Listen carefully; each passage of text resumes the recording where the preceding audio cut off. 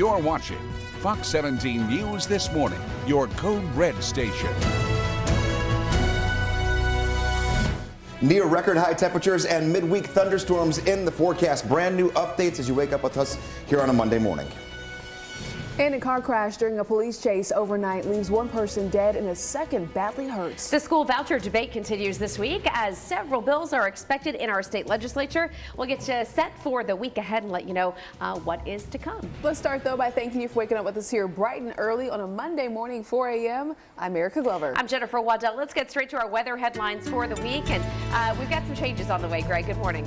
We do with the really good changes. Good morning, Jen. Good morning, Erica. Taking a look here. 3 things to know heading into the upcoming weekend. Going throughout all of this week, there will be a lot of ups and downs, quite literally. Taking a look, near record high temperatures today and tomorrow, and then updates to potential storm chances. We told you back on Friday when you were waking up with us that we had to watch Wednesday carefully and that we would, but it was too far out to have all the specifics that were locked down. Now we know our chance for severe weather has gone down because of the timing of when the rain is going to move in, and we'll look at that for you. Also, we'll go from 77 degrees for a high temperature to 28 degrees for a low temperature within a 36-hour time period. That's what we're dealing with here this week. Taking a look this morning, carefree, dry, no visibility issues, a bit breezy. The wind going to pick up significantly today, tomorrow, and into Wednesday. So expect 3 days in a row of some pretty decent wind gusts between 20 and 40 miles per hour, but nothing weather-wise that's going to slow you down here getting on the road to start off your day. We're going to keep it all clear. We were wondering last week, do we have to worry about severe weather? Would we be in a code red weather alert waking up on your Monday? We are not. Now, there are still going to be storms that track through the area, but our severe potential has gone down significantly. What is up are our temperatures for now. Taking a look here, we have temperatures that are going to be in the upper 70s today and tomorrow, right near 70 on Wednesday, crashing down into Thursday, into Friday, Saturday, and then Sunday gets us back into some more warm times. So what does this mean overall when it comes down to our temperature profile? Well, here we go. We're going to go 76 degrees today, 77 tomorrow. Here's that crash. From 77 degrees on Tuesday to 28 degrees Wednesday night into Thursday morning. Very chilly for our mornings to get us into Thursday and Friday before we do rebound back into the weekend. I've got a new look at Future Track, and we'll kind of break down a little bit more why we don't have a severe weather chance coming up in a few minutes. Greg, thank you very much. We want to begin steer clear traffic this morning with a heads up on some lane work and closures in and around the downtown loop, primarily I-65 and I-40. What you're looking at right here is some guardrail work, some bridge work that's happening near where I-65 comes around on the west side of Nashville, meets up with I-40, and then comes down toward I-40, like near downtown Nashville, where you get off to go to Broadway or Charlotte. I'm going to give you another view on our next steer clear traffic of the continuing road work that's going to roll along I-40 as you come down around downtown Nashville. So just heads up on that. A lot of these work crews wrap up around 5 a.m. So should have about another hour of some of these rolling roadblocks, and we'll check in again here in just a couple minutes for you. We also have some more updates regarding a multi-county chase ending overnight with one person dead and another injured. We're going east of Nashville to the plateau for this story. Cumberland County deputies tell us that they started chasing a car in Cumberland County. That car crashed after crossing into Morgan County, which is east of Crossville, and you can see it mapped out here for you. We do understand the driver of the car died. The passenger went to the hospital. We will keep you updated as soon as we learn more. Back here in Nashville, though, Mayor Freddie O'Connell joining other soccer fans, a lot of them yesterday, for a free bus ride to Nashville Soccer Club's home opener. Yeah, a big match starting at 4 o'clock yesterday afternoon, and this turned out to be kind of a photo op for the mayor, who was highlighting one part of his bigger transit agenda. Yeah, so we talked about this last week.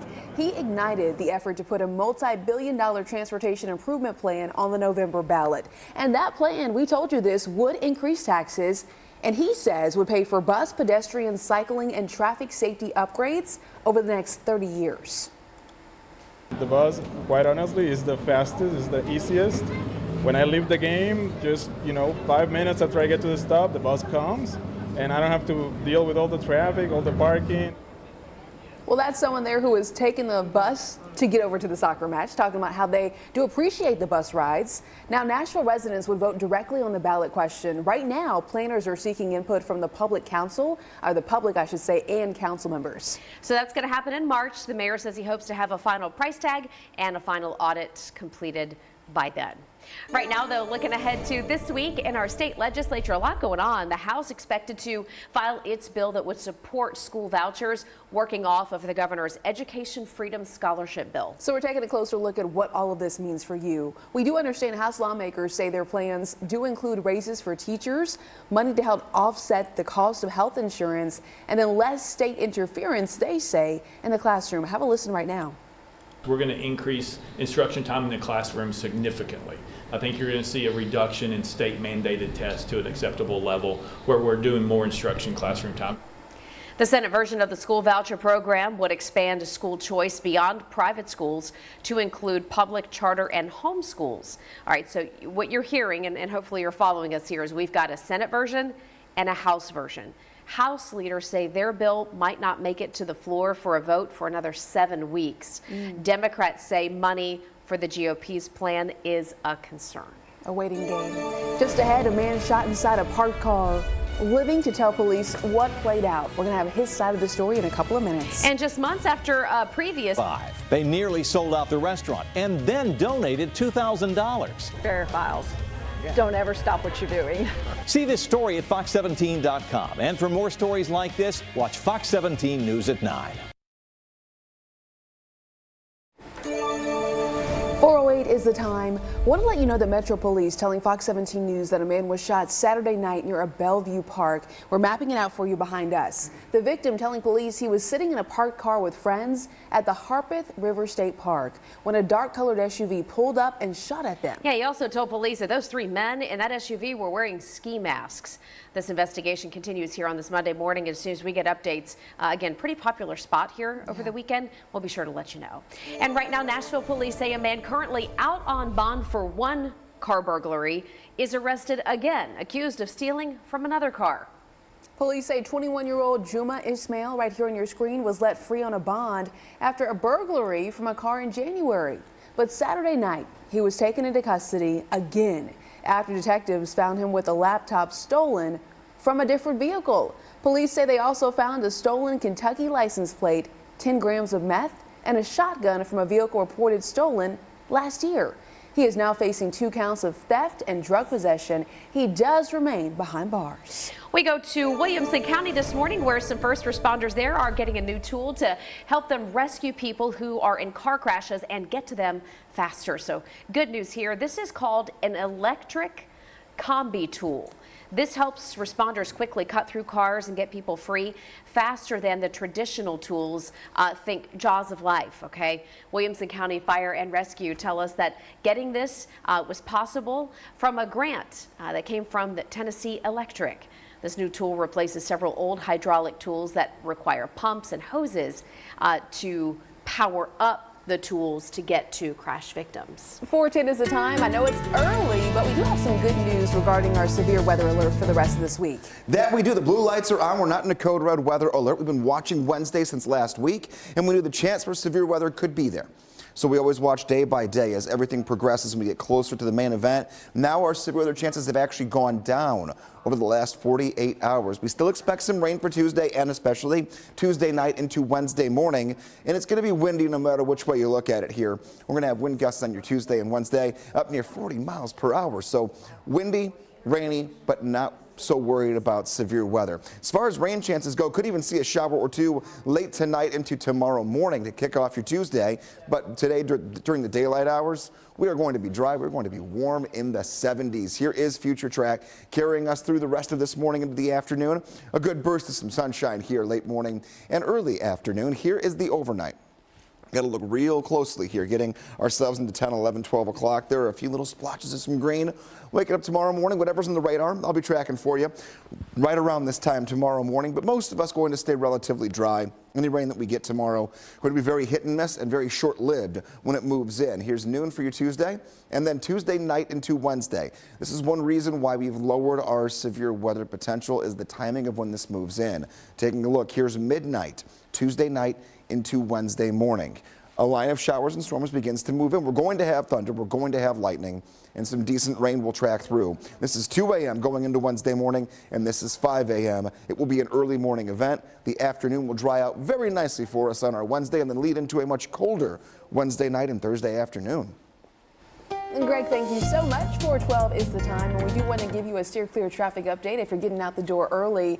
This is going to be a live look I-40 at Church Street, and you can see on that left-hand shoulder flashing lights, the cones blocking off a portion of the highway. That's because they are doing construction. So we're going to keep a close eye on this, but just give yourself a little bit of extra time. Typically the construction wraps up around 5 a.m., but this looks like a project that could be continuing for a little bit longer than that typical time. So again, I-40 at Church Street, a live look there, otherwise giving you the green light. 412 is your time. The Supreme Court getting ready for cases that challenge social media companies. What this could mean for First Amendment rights. Is back to the pursuit of the truth. When you hear what went down, you'll be outraged too. Fox Monday digs deep. Tonight at 7 on Fox 17. Welcome back. 4:14 is the time this Monday morning. Right now we're going to take a live look at that Nashville skyline and let you know that warmer air returns. Okay, we're talking about highs in the mid-70s. We're going to give you a full forecast and update you on the severe weather outlook in a couple of minutes, but today is going to be good. Lots of sunshine on tap. We have huge international headlines new this morning. This coming from Palestine, where the Palestinian Prime Minister now says his government is resigning. This is a move that could open the door to U.S.-backed reforms. The Palestinian Authority's president must still decide, though, whether he accepts the government's resignation. Given today, this shakeup might usher in reforms. The U.S. wants a reformed Palestinian Authority to go ahead and govern Gaza once the war is over. A lot more updates when it comes to international headlines throughout this Monday morning. And back here at home, the U.S. Supreme Court set to hear arguments on two cases that could change what we see on social media. We've got two cases that stem from laws in both Texas and Florida that aim to block social media companies from removing posts or banning users based on their political views. This story really caught my attention. The tech companies argue the laws violate their First Amendment rights to decide what views are allowed on their platforms. The Supreme Court will decide the constitutionality of these laws and whether the states can exert control over social media platforms on what they allow or restrict for content. This ruling could impact the 2024 election content that we see on social media, just for starters. We go back to international headlines now this morning and to Ukraine, where President Zelensky says 31,000 Ukrainian soldiers have now been killed since Russia first launched its invasion 2 years ago. The Ukrainian president went on to say tens of thousands of citizens have also been killed in Russian-occupied regions. But he clarified the exact number will not be certain until after this war. His remarks come as U.S. aid for the country is still in doubt over in Congress. The Senate, though, advanced a package earlier this month that would have delivered about $60 billion to Ukraine. But the House broke for recess without bringing up the proposal. Bringing it back here at home, it's a new season of Nashville soccer as the boys in gold and the New York Red Bulls played to a draw yesterday. In other words, no score for either team. Fox 17 News photojournalist Madison Spraker is live this morning over at Geodis Park. And listen, the team says that Geodis Park was sold out Sunday as the home crowd welcomed the team for the first match of the regular season. So many folks over there wearing the outfits, very excited. All right, so goalie Joe Willis making 4 saves to keep everything smooth sailing, even if it did end in a draw. And Nashville supporter section back in action, trying to intimidate the other side. If you haven't been to a Nashville SC game yet, you're in for a treat because the fan section is pretty wild. They bring out the drums, the vuvuzelas. Vuvuzelas. It's a party. Next on the agenda, the boys in gold look to advance in the CONCACAF Champions Cup after beating the Dominican Republic's Mocha FC 3-0.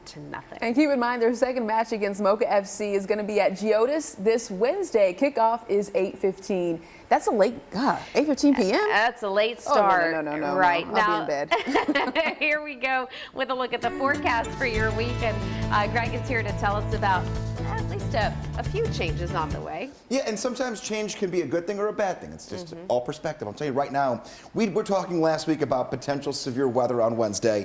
The changes are all good. I'm not worried about severe weather now. And that's not to say that there's not going to be a thunderstorm complex that moves in here and gives us thunder, lightning, heavy rainfall, but our chance to see any really strong thunderstorm activity has been going down and continues to go down every time we get new updates to the forecast. Warm though. Very warm, near record highs today and tomorrow. We're going to be well into the mid to upper 70s. And windy, very breezy. We'll have wind gusts tomorrow and Wednesday up near 40 miles per hour. So keep that in mind. And yeah, that updated storm threat. Let's just take a look at it here. What are we watching? Some spring storms that move in. And they're going to move in mainly Tuesday night into Wednesday. What we get tomorrow will be very low impact, very hit and miss. So we're talking about a few isolated showers and weak thunderstorms morning into the afternoon. Many dry hours for our Tuesday. We're not looking as severe Tuesday night into Wednesday morning. We're still watching it very carefully, but a lot of the thunderstorms we're going to see will end up happening while many of us are in bed trying to get a couple hours of sleep Tuesday night into Wednesday. Keep that in mind and watch where temperatures go. Once the rain moves out, we crash from 70 degrees to 50 degrees. From Wednesday into Thursday. The bigger temperature swing you're going to feel is when we go from 77 degrees tomorrow to 28 degrees waking up on Thursday morning. So that's what we're going to talk about here when it comes to the temperature shift for us. 76 today, 77 tomorrow, 70 on Wednesday. Cold nights Wednesday night and Thursday night. So you're waking up Thursday morning and Friday morning with temperatures in the 20s and 30s with a breeze. Get this, we could go from 77 degrees on Tuesday to feels like wind chill temperatures Thursday morning in the low 20s.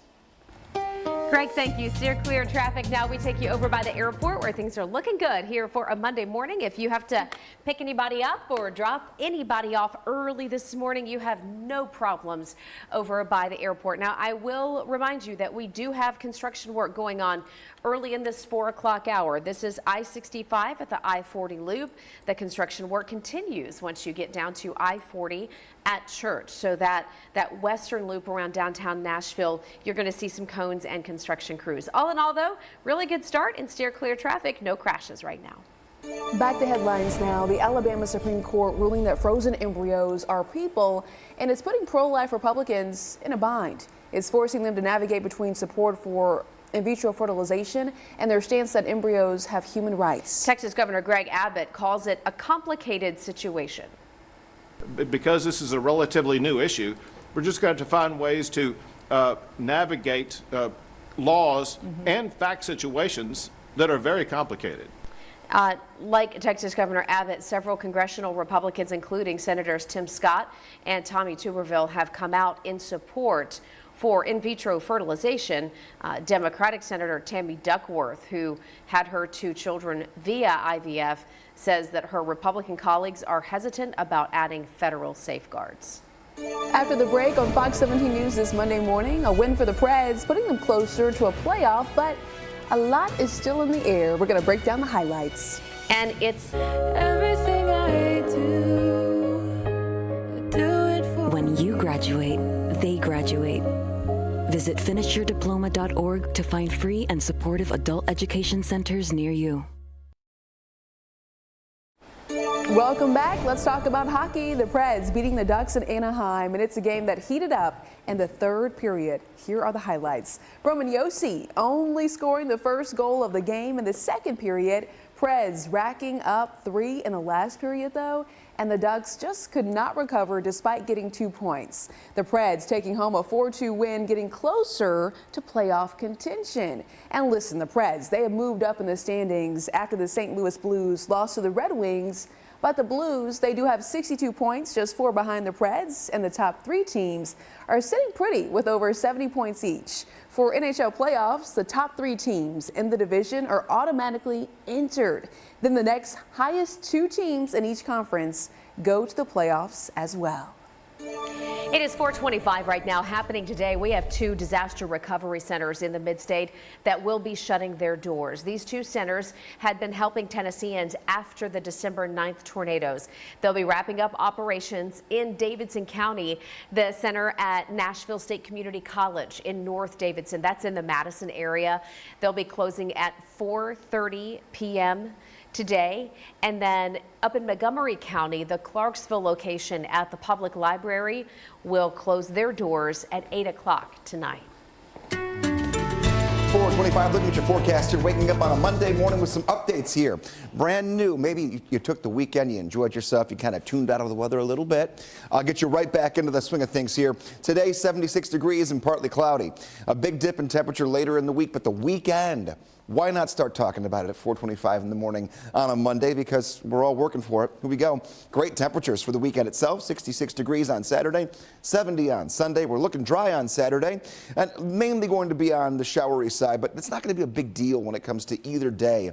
Getting a little bit of rainfall in the forecast, mainly dry. You can always get your updates here when it comes to forecasts in real time on our twitter.com pages. All those places you can go also include Facebook, Instagram, anywhere you want to reach out, feel free to do so. We love hearing from you guys. You can also track along with us in real time. When rain begins to creep in late tonight into tomorrow morning, you can find it when you're on the go by scan the QR code right there. Get the Fox 17 Code Red weather app, or you can go to the Apple Store or the Google Play Store. And coming up at 4:30, we'll talk about a 36-hour time window when we're going to drop 50 degrees worth of temperatures. That's coming your way in a few minutes. Ooh, Greg, thank you so much. 4:26 is the time. Let's do another check of your Steer Clear traffic update. This is going to be a live look over at I-65 Concord Road. We are not seeing any kind of issues, no slowdowns to tell you about. This area looks really, really good. But hey, we are here to track your Steer Clear traffic updates throughout 9 o'clock. After a crash in Clarksville over the weekend, police say the driver took off. How a tip.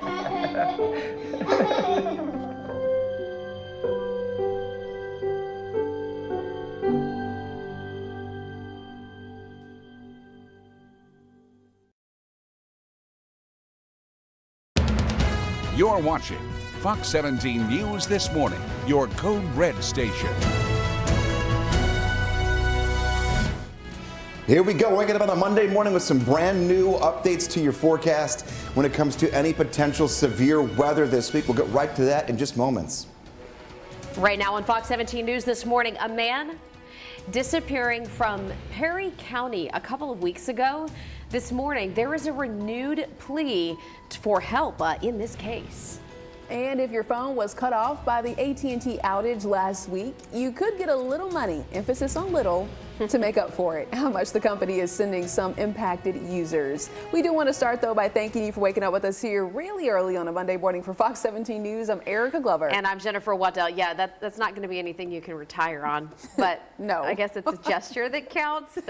It's 4:30 now. Let's send it over to Greg and talk about how your weather is shaping up for your Monday. Hey, good morning. Looking pretty good here. Honestly, all the forecast changes that we saw over the weekend make everything a little bit easier for us and a little more carefree.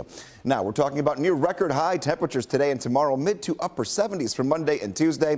Updates to potential storm chances are going to be timing and also severity related, and we'll talk about them. Taking a look here when we go from 77 degrees for a high temperature, beautifully warm, to 28 very cold degrees within a 36-hour period. It's a lot of numbers right there, but we're going to get real cold real fast here by the middle to late end of this week. Taking a look here this morning, though, we are carefree. We're dry, no visibility issues, a little bit of a breeze starting to pick up. That wind really going to be necessarily felt more so on your Tuesday and Wednesday. No worries, though, green light. Weather not going to slow you down getting out the door here today. We're going to keep that arrow right where it is at. Thankfully, we're not in a code red weather alert for the incoming storms. Now, there will be some thunderstorms that do track into the area, but we're not worried about them getting a little too strong for us. This is when it happens, though.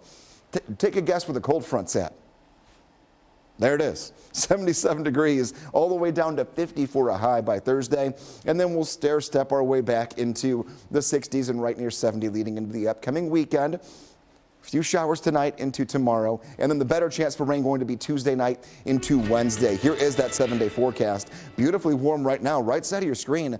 Y'all waking up in the 50s right now. That'll be the case tomorrow morning and also Wednesday morning. But coming up in about 5-10 minutes from right now, the next check of your Code Red forecast, we're going to look at the potential chance for a brief shower or weak storm tomorrow, but a line of thunderstorms that moves in tomorrow night into your Wednesday. The latest timeline coming your way in just a few.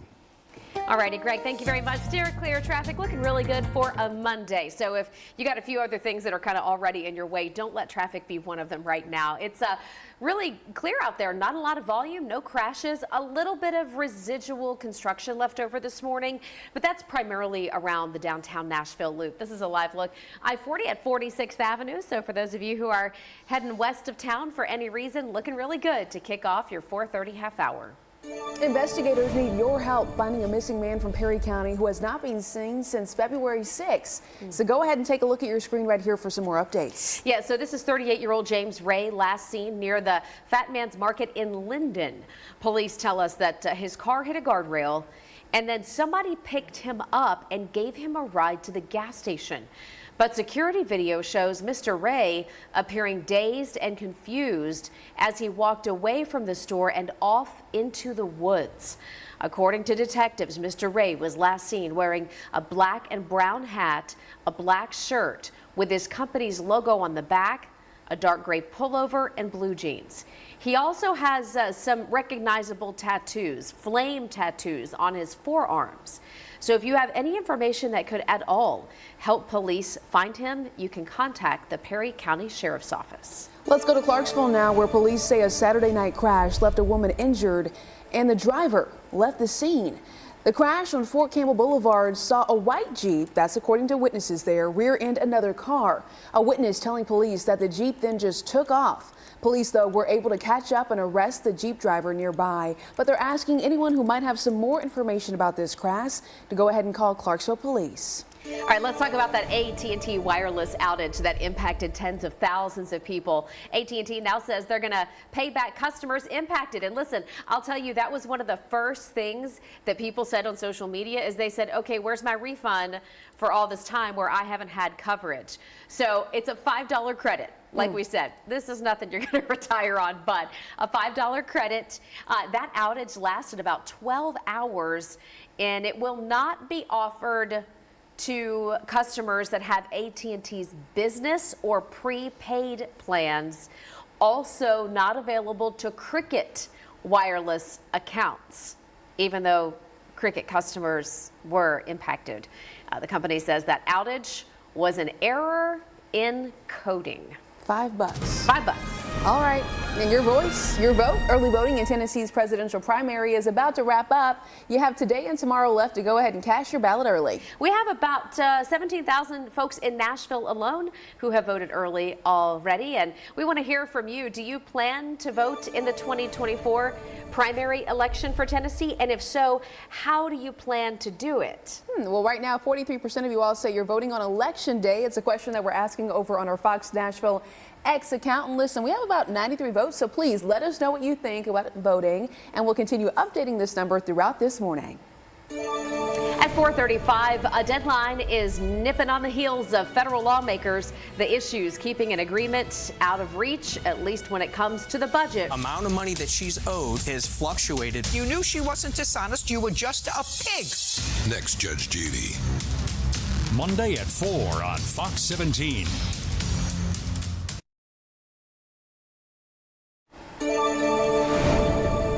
Welcome back to Fox 17 News this morning. Congressional lawmakers returning from recess today with really just a few days to spare before the government hits the first of two big money deadlines. And speaking on a radio interview yesterday, Minority Leader Hakeem Jeffries said Democrats are willing to work with Republicans to reach a bipartisan deal. Meanwhile, House Speaker Mike Johnson said Friday he would move a set of spending bills as a single package ahead of the first deadline, which is Friday, March 1st. So that is quickly approaching.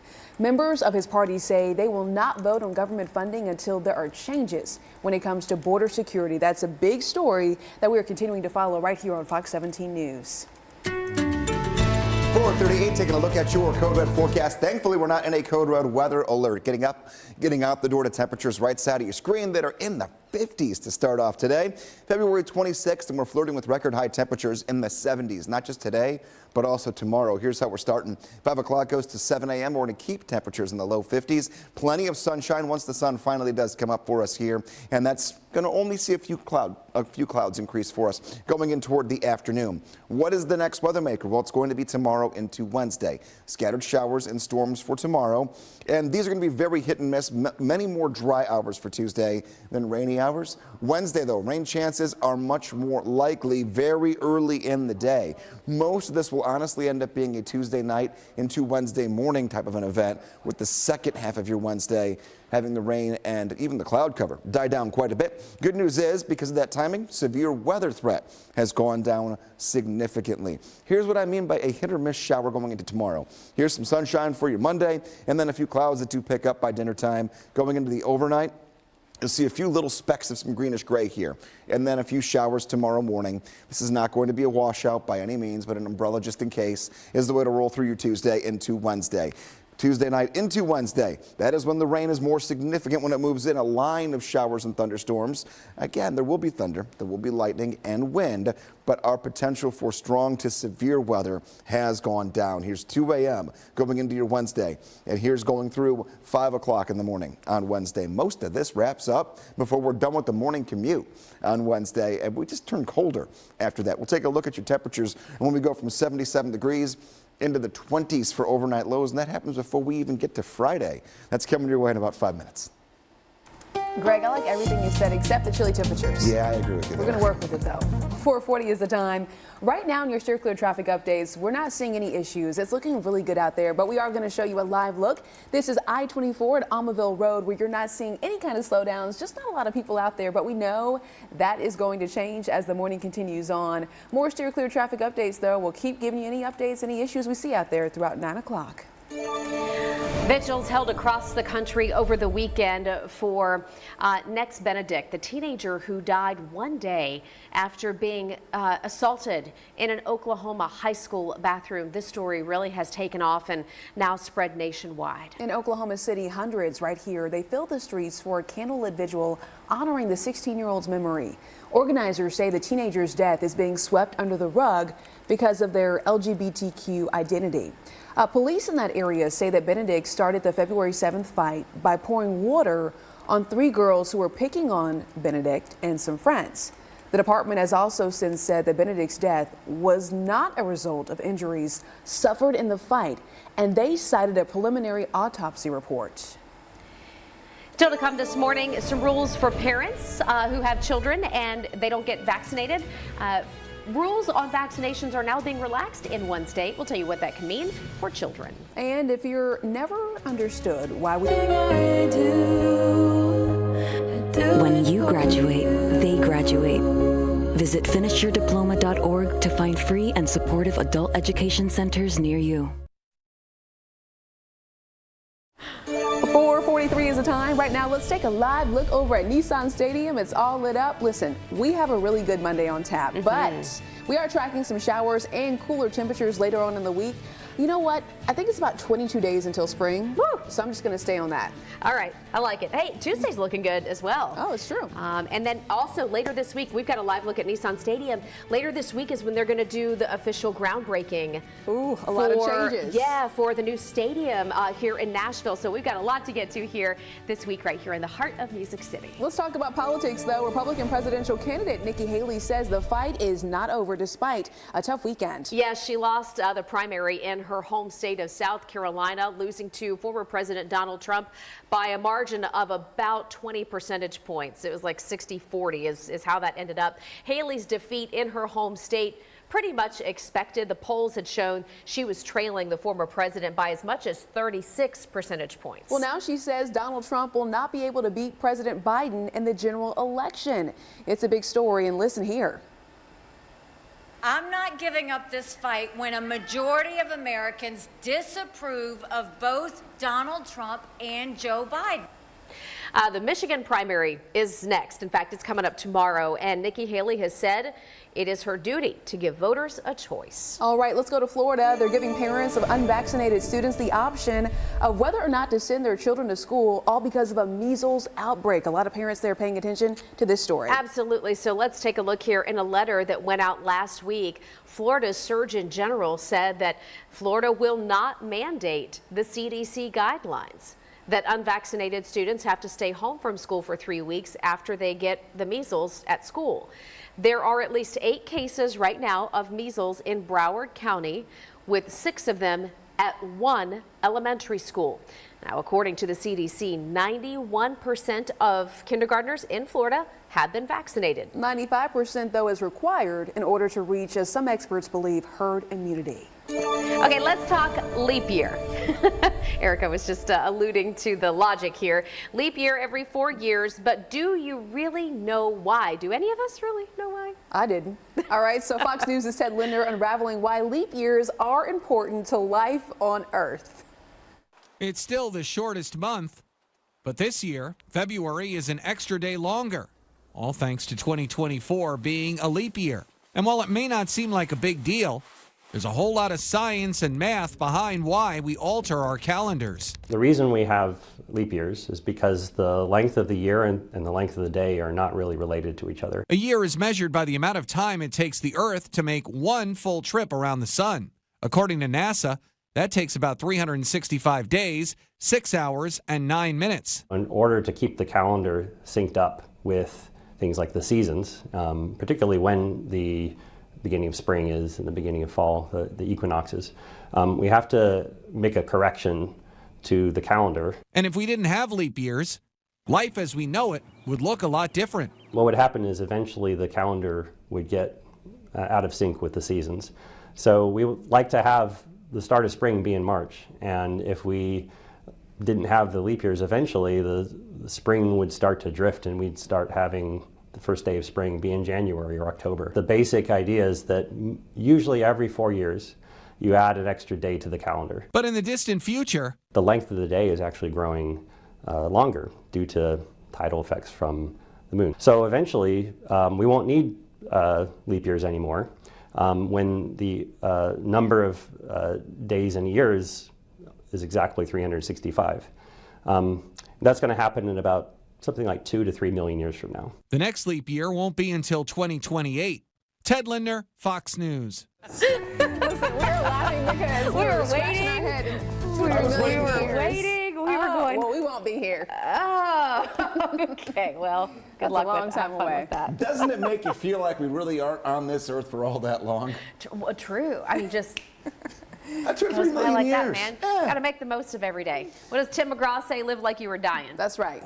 Okay. Today, get outside, enjoy some sunshine, especially because cooler temperatures are on the way. We're going to have a real shift to the system here just when it comes to your body walking out the door and what it's going to feel like really quickly. We do have some spring storms that are going to be in the forecast for us here. So our next weather maker is a bit of a stormy pattern. However, we have not really seen many indicators that we have to worry about severe weather, which is good.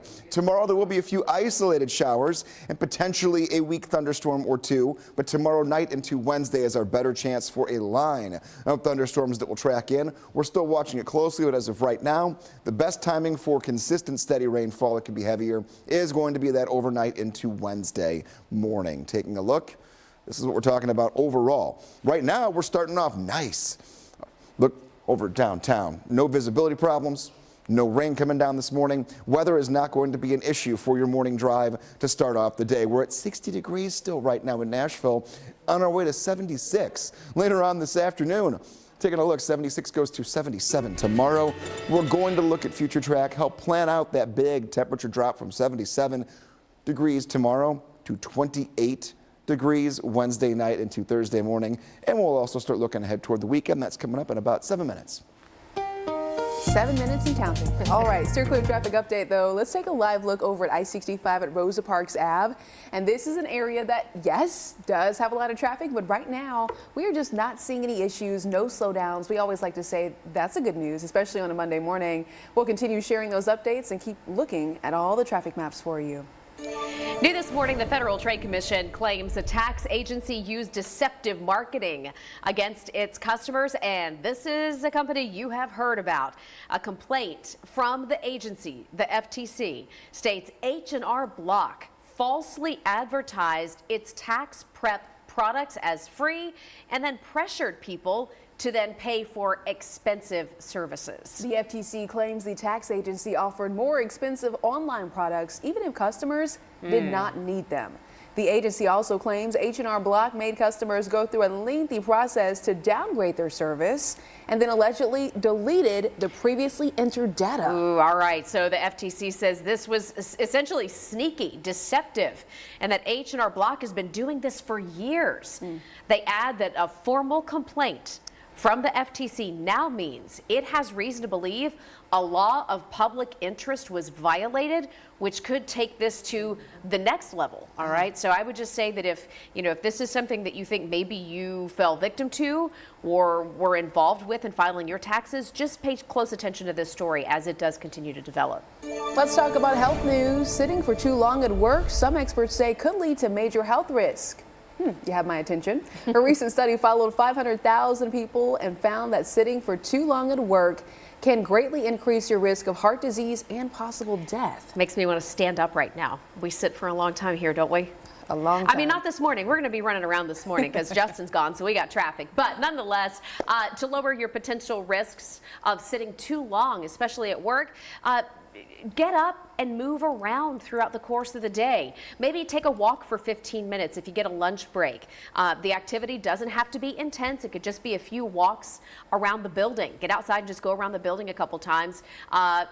Take a few laps inside the office. Walk the halls back and forth. Say hi to some people. Or don't be chatting for too long. Or maybe not.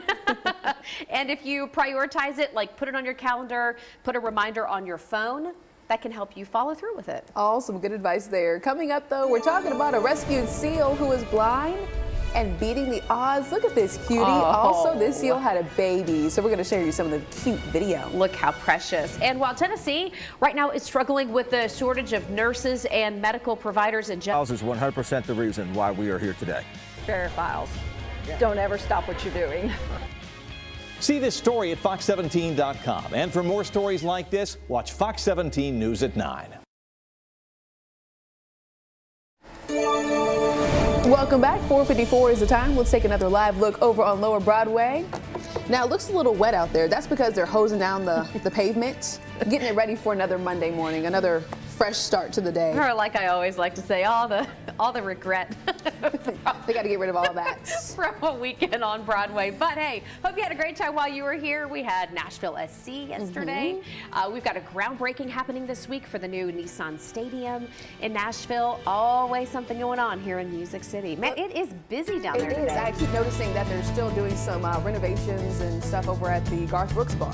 That's going to be opening on the 7th of March. Grand opening, yeah. You know what they say, what happens on Lower Broadway stays on Lower Broadway until they hose it off on Monday morning. That's right. There you go. And then we re-rack for the next week. Taking a look, I'm always looking ahead of the weekend, y'all, because it's the best 2 days of the week, no matter what days of the week your weekend might be. But if they are the traditional Saturday and Sunday, here we go. We're talking about 66 degrees for Saturday. There will be a chance for a shower. And going into Sunday, a little bit on the warmer side for us here. We'll go from 66 on Saturday to 70 on Sunday. A lot of ups and downs between now and then, though. We're going to have highs today and tomorrow well into the 70s, mid to upper 70s, and then temperatures begin to kind of fall here by Wednesday into Thursday. You can always follow along anywhere you want to on any form of social media. Feel free to reach out if you have any questions, you have plans coming up. You just kind of want to know what's going on here as we get closer and closer to spring break season and also just traveling, getting out of the winter doldrums, taking a look. Coded Weather app. You can download it by scanning the QR code, taking a look at the Apple Store or the Google Play Store, depending upon what kind of device you have. Free app. You have the radar, hour-by-hour temperatures, the 7-day forecast that we put the numbers in for. This is one of those apps where it's just throwing numbers at you that you have no idea where they come from. We make sure you get our forecast in real time every day. All righty, Greg, thank you. Speaking of real time, we've got an update for you in steer clear traffic. This is a live look I-40 at Broadway. This is right in the heart of the I-40 loop around downtown, and we're seeing some flashing lights here. Those flashing lights are the result of a construction zone that's rolling between I-40 at Broadway and I-40 at Church. It's not having a huge impact to traffic right now because we just don't have a lot of folks out on the roads yet. But I do want to alert you that if you are on I-40 around the downtown loop on the west side of town, so kind of near Church, Charlotte, Broadway, you're going to run into some lane closures. It's the left lane. We'll get another check of steer clear traffic coming up in just a few minutes. Let's check in though with the baby seal, but first, a blind seal rescued from an island in Maine has just given birth over at the Illinois Zoo. And zoo officials at the Brookfield Zoo say 11-year-old Georgie is a very attentive mother to her new pup. It's a boy. Aww. Yeah, Georgie is a gray seal. Look on your screen. It was rescued from an island in Maine back in 2013. And because of her impaired vision, wildlife crews decided not to release her into the wild. How sweet, though. Zoo officials hope the newborn pup will increase the genetic diversity of the gray seal population overall in our zoos and aquariums. Gotta love the eyes. Yeah. So some schools, we told you about this, are having to create faster programs to train nurses during a critical national shortage. Man, we are seeing that both here at home and nationwide. The National Center of Health Workforce Analysis says that the U.S. will have a projected shortfall of about 78,000 registered nurses next year. 78,000 nurse positions open, unfilled. And to combat this, a lot of university nursing programs are now offering accelerated one-year programs to get them into the healthcare system faster. One assistant clinical professor at the University of New England says these programs are a win-win for students as well as hospitals and facilities. A previous bachelor's degree is needed, though, in order to enroll in the accelerated programs. Washington, Oregon, California, Michigan, and Georgia are currently the states with the highest need for nurses. Hey, if snakes make you cringe, you might want to look away from this story. Okay. But no. I will say this snake is a big discovery for science. Would you be up for it? No. For science? No? Okay. Well, then I got you covered here. I'll take this one, Erica. The new species of snake found in the Amazon could be the biggest in the world. What? It's a newly identified northern green anaconda. A team from the University of Queensland found several of these huge snakes filming an upcoming series, a TV show, in Ecuador. The team's leader says they found a mama anaconda, more than 20 feet long. And scientists say people living here have said they've seen even bigger ones, probably up to 25 feet long. I guess the only positive note of this is that anacondas are non-venomous snakes, usually found near water and warm parts of South America, and as long as they stay there, and they're not in the Cumberland River, then I'm going to say okay. Oh. Woo. You're watching Fox 17 News This Morning, your Code Red station. Good morning. Waking up here to new updates in the forecast. I bet you're going to like the news coming your way. We're not getting rid of thunderstorms, but I am lowering the severe weather threat in a few moments. A car crash during a police chase last night, leaving one person dead and a second badly hurt. The updates from police. And the school voucher debate will pick back up again this week as several bills are expected in our state legislature. We'll take a look at both of them and I'll let you know what we are expected to see happen this new work week. 5 o'clock on the dot. Thank you so much for waking up with us here on a Monday morning for Fox 17 News. I'm Erica Glover. And I'm Jennifer Waddell. Glad to be your live local news source through 9 a.m. Kicking off our Monday morning here, top few stories you'll want to know about before you head out the door. Talking about international headlines, including how the Palestinian Prime Minister says his government is resigning. And it's a move that could open the door to U.S.-backed reforms. The Palestinian Authority's president must still decide, though, whether he accepts the government's resignation today. Senate Majority Leader Chuck Schumer says a partial government shutdown could happen at the end of this week. Schumer is saying just yesterday that congressional negotiators have not yet reached a deal on a government funding bill. He blames chaos within the House Republican conference for the delay.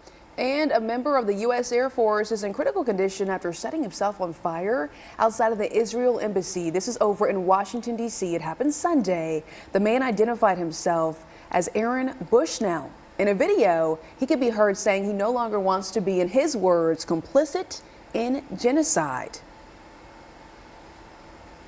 5:01 is the time. Let's get a first check of your forecast this 5 o'clock hour with our Code Red meteorologist, Greg Bovis. Let's jump on in here on a Monday and get you all the information you need to start the new week and then to get us toward the weekend day by day. What is new this morning? Well, we're much warmer. Temperature's going to be in the mid to upper 70s today and tomorrow. A little bit of a breeze kicks in today and really picks up tomorrow and Wednesday. 40-mile-per-hour wind gusts. This might be one of those 3-day stretches where you just kind of find the easiest hair situation you can to avoid the wind. Just putting that out there. Taking a look. Updated storm threat has gone down, so we're all clear for code red. We're not in a code red weather alert. We were kind of wondering, is this going to be a Wednesday that we have to watch more carefully than other typical storm systems? As of right now, it's not. We're carefree. We're dry. No visibility problems this morning getting out the door. A bit breezy, and you'll want the sunglasses for this morning and early afternoon. But no worries when it comes to weather impacting your morning commute. That's not going to be the case for us today, but it will be tomorrow morning and also on your Wednesday. Here's what we're watching. Spring storms are possible. The next weather maker is a stormy pattern for 48 hours. A few isolated showers and storms tomorrow, but mainly going to look at the timing going overnight into Wednesday. Not looking like severe weather, but thunder, lightning, wind.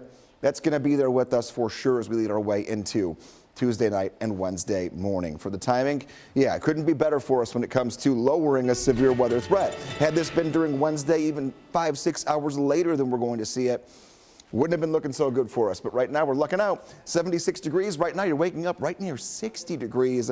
A warm day from start to finish. 5:03 is the time. Thank you so much, Greg. Let's do a steer clear traffic update for you, though, before you head out the door on this busy Monday morning. How about this? I-65 over at Fern Avenue. Take a look at your screen.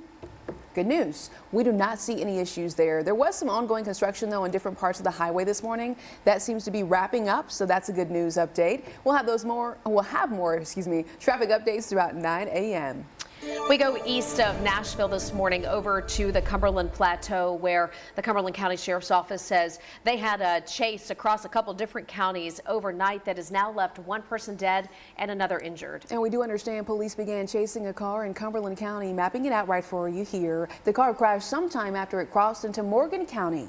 The driver of that car died at this scene. The passenger was taken to a trauma hospital. This investigation, though, is still continuing, so we'll keep you updated, certainly, as we get some more updates. Nashville Mayor Freddie O'Connell joining other soccer fans just yesterday for a free bus ride to the Nashville SC home opener. A photo opportunity of sorts as he is trying to highlight his new transit agenda. Now, the mayor just last week ignited the effort to put a likely multi-billion-dollar transportation improvement plan on the November ballot.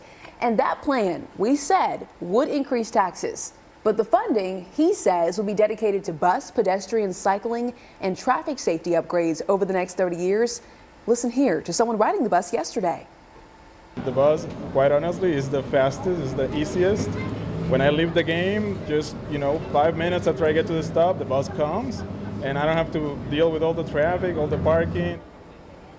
Nashville neighbors would vote directly on that ballot question. Right now, planners are asking for input from the public and from council members. In March, the mayor hopes to have a final price tag and a financial audit wrapped up. We are also looking ahead this week to the state legislature because the House is expected to file its bill backing school vouchers, working off the governor's Education Freedom Scholarships bill. Such a hot topic in our state right now. We have House lawmakers who say their plans include raises for teachers, money to help offset the cost of health insurance, and they say less state interference in the classroom. We're going to increase instruction time in the classroom significantly. I think you're going to see a reduction in state mandated tests to an acceptable level where we're doing more instruction classroom time. Well, the Senate version of the school voucher program would expand school choice beyond private schools to include public, charter, and homeschools. House leaders say their bill may not make it to the House floor, though, for a vote for another 7 weeks. Democrats say funding the GOP's plan is a concern. It's 5:06 right now. Metro Police tell Fox 17 News a man has been shot in a parked car, but he survived. And now he's sharing his side of what happened. Hear his story in 844-1712.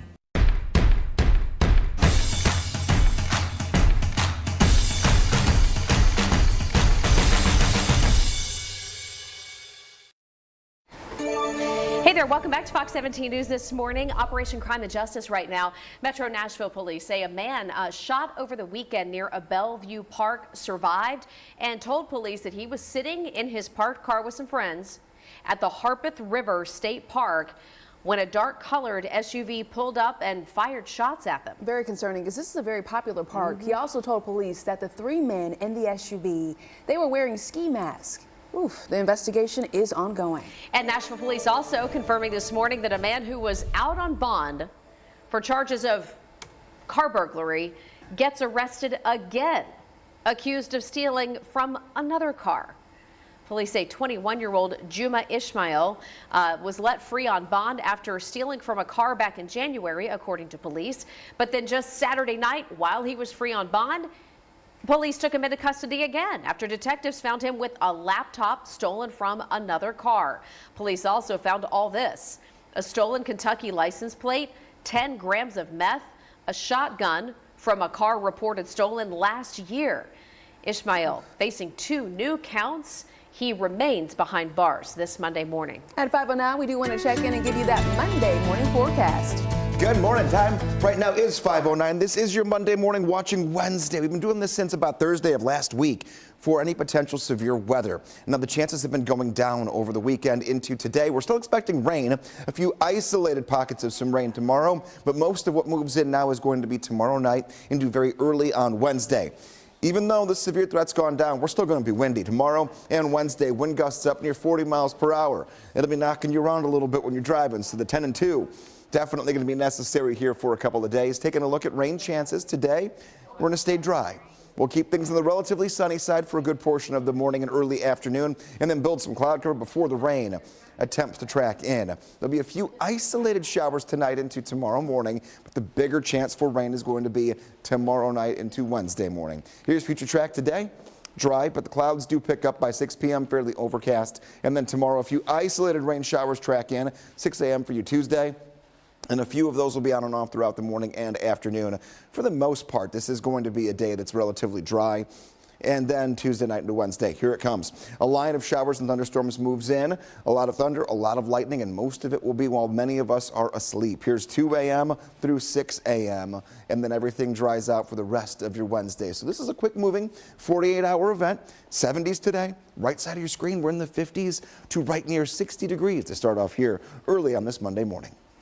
Greg, thank you. Steer clear traffic looking pretty good here to kick off your Monday. No major problems anywhere in the mid-state. We're currently crash-free. A lot of the construction zones that we have been tracking overnight have now started to clear this morning. They start picking up the cones usually around 5 o'clock. This is I-24 at Waldron Road. Good morning to you coming in this morning from Rutherford County and far southeast Davidson County. Looking good here to kick off your 5 o'clock hour. The Supreme Court is getting ready for cases that challenge social media companies. What that could mean for... You have the power to make them feel right at home. Ritz, a taste of welcome. This Fox 17 This Morning newscast is sponsored by Eurostone. Good morning and welcome into Fox 17 News this morning. Hope your Monday is off to a great start. We have a live look over at Nissan Stadium this morning where things are about to really start changing. Visible changes later this week. Coming up Thursday is the groundbreaking for the new Nissan Stadium. So a lot of changes have been happening that we can't see. This week things are really going to start to ramp up and we'll be there for it to bring you live updates every morning through 9 a.m. The U.S. Supreme Court is set to hear arguments in 2 cases that could change what we see on social media. The 2 cases stem from laws in both Texas and Florida that aim to block social media companies from removing posts or banning users based on their political views. There are so many people across the country who feel like they've been shadow banned. right? In other words, their accounts have been locked. Their content has been removed based on their political viewpoints. The tech companies argue that the laws violate their First Amendment rights to decide what is allowed on their platforms, but everybody else individually says, no, this violates my right to free speech. The Supreme Court will decide the constitutionality of the laws in Florida and Texas and whether those states can control social media platforms and what they do or don't allow when it comes to content. And most certainly, these rulings, if they come down quickly, could impact the 2024 presidential election and what we see on social media. International headlines now this morning. We go to Ukraine, where President Zelensky says 31,000 Ukrainian soldiers have been killed since Russia invaded 2 years ago. The Ukrainian president went on to say that tens of thousands of innocent people have also been killed in Russian-occupied regions. But he clarified that exact number will not be certain until after the war. His remarks come as the U.S. Is still debating aid in Congress for Ukraine. National Security Advisor Jake Sullivan on CNN just yesterday voicing optimism that lawmakers will pass aid for Ukraine, but only if House Speaker Mike Johnson puts it up for a vote. If he does, it will pass. We'll get Ukraine what it needs for Ukraine to succeed. If he doesn't, then we will not be able to give Ukraine the tools required for it to stand up to Russia, and Putin will be the major beneficiary of that. So the Senate did advance a package earlier this month that would have delivered about $60 billion to Ukraine, but the House broke for a recess without bringing it up. It is a new season back here at home for Nashville soccer as the boys in gold and the New York Red Bulls played to a draw just yesterday in the home opener. And our Fox 17 photojournalist Madison Spraker is live this morning over at Geodis Park. Look at that. They still got the lights going. It looks active, even though it's still pitch dark, and it is a Monday morning after. So a sellout game just yesterday at Geodis Park. Home crowd really pumped up for the first match of the regular season. Let's take a look at how it went. Goalie Joe Willis made 4 saves to keep no score on the board for the Red Bulls, but of course it did end in a draw, as I mentioned, and the Nashville fans really coming out big time. The agenda next for Nashville SC, we've got the boys in gold looking to advance in the CONCACAF Champions Cup after beating the Dominican Republic's Mocha FC 3-0. So the second match against Mocha FC is at Geodis Park, another home matchup this Wednesday. Kickoff is kind of late, 8:15. That's one we probably won't make it to, unless Greg, do you have other plans for Wednesday night? I know you're a soccer fan. I am a very big soccer fan, Yeah. but if I went to that game at 8 o'clock, We might not see you here the next morning. That's not happening this time around, Jen. That is past our bedtime. Absolutely no doubt. past our bedtime. Thank you for waking up with us, though, here this morning. Taking a look at the weather story. Chasing record temperatures today and tomorrow. We're catching a little bit of a breeze in the process. And then some changes to any potential severe weather in the forecast. We told you at the end stages of last week that we were watching Wednesday of this week very carefully when it comes to any possible strong to severe weather. Those chances have all gone down and down and down the last 48 hours. Warm, though, again, near record highs. Now, as far as the breeze goes, we're going to have temperatures that are going to be in the 70s. Something has to bring in that warm air. Well, it's going to be the wind out of the south. 40-mile-per-hour wind gusts possible tomorrow and also on Wednesday. And that updated storm threat keeps us in the all clear when it comes to any potential code red weather. Taking a look downtown. Nothing slowing you down here with the weather. Taking a look right, the right side of your screen, we have temperatures that are in the 50s to right near 60 degrees. 76 later on this afternoon, 59 degrees tonight. The next 2 nights, very comfortably warm. We'll be all up to 77 tomorrow. And then once the rain does move in, isolated showers and storms tomorrow morning and afternoon. The bulk of our rain, the main line that tracks through, is going to be Tuesday night into Wednesday. And we'll take a look at that and then work our way into some colder temperatures coming up in a few minutes. Greg, thank you very much. Steer clear traffic continuing to look really good this morning. All of your drive times are at least at or above the speed limit. This is a live look from I-40 at Stewart's Ferry Pike. It looks like our camera froze up here from TDOT, but just want to reassure you that that commute looks good. And I'll do one more quick check of the system, and Yes, confirming. We are currently crash-free, no delays. Construction crews are picking up cones as we speak. So you're looking good right now in steer clear traffic. 5:20 is your time. Let's go to Alabama this morning, where the Alabama Supreme Court ruling that frozen embryos are people is putting pro-life Republicans in a bind, according to some, and forcing them to navigate between supporting in vitro fertilization and a stance that embryos have human rights. Texas Governor Greg Abbott weighing in on this Alabama case, and many others are as well, calling this complicated. Because this is a relatively new issue, we're just going to find ways to navigate laws and fact situations that are very complicated. So, like Governor Abbott, several congressional Republicans, including Senators Tim Scott and Tommy Tuberville, have come out in support of IVF. Democratic Senator Tammy Duckworth, who had 2 children via IVF, says that her Republican colleagues are hesitant about adding federal safeguards. Not a single Republican has reached out to me on the bill. I've introduced a bill multiple times now, multiple Congresses. But frankly, you know, let's see if they vote for it when we bring it to the floor. Duckworth last introduced her bill dubbed the Access to Family Building Act in January. A House version currently has 14 co-sponsors, including 1 Republican. Here at home, so many of you are still cleaning up and trying to rebuild after the December tornadoes. I do want you to know this is the last day to visit 2 disaster recovery centers in the mid-state. We'll tell you which ones. About the Bart Durham commercials is that in your background said former U.S. Marine. You can trust them.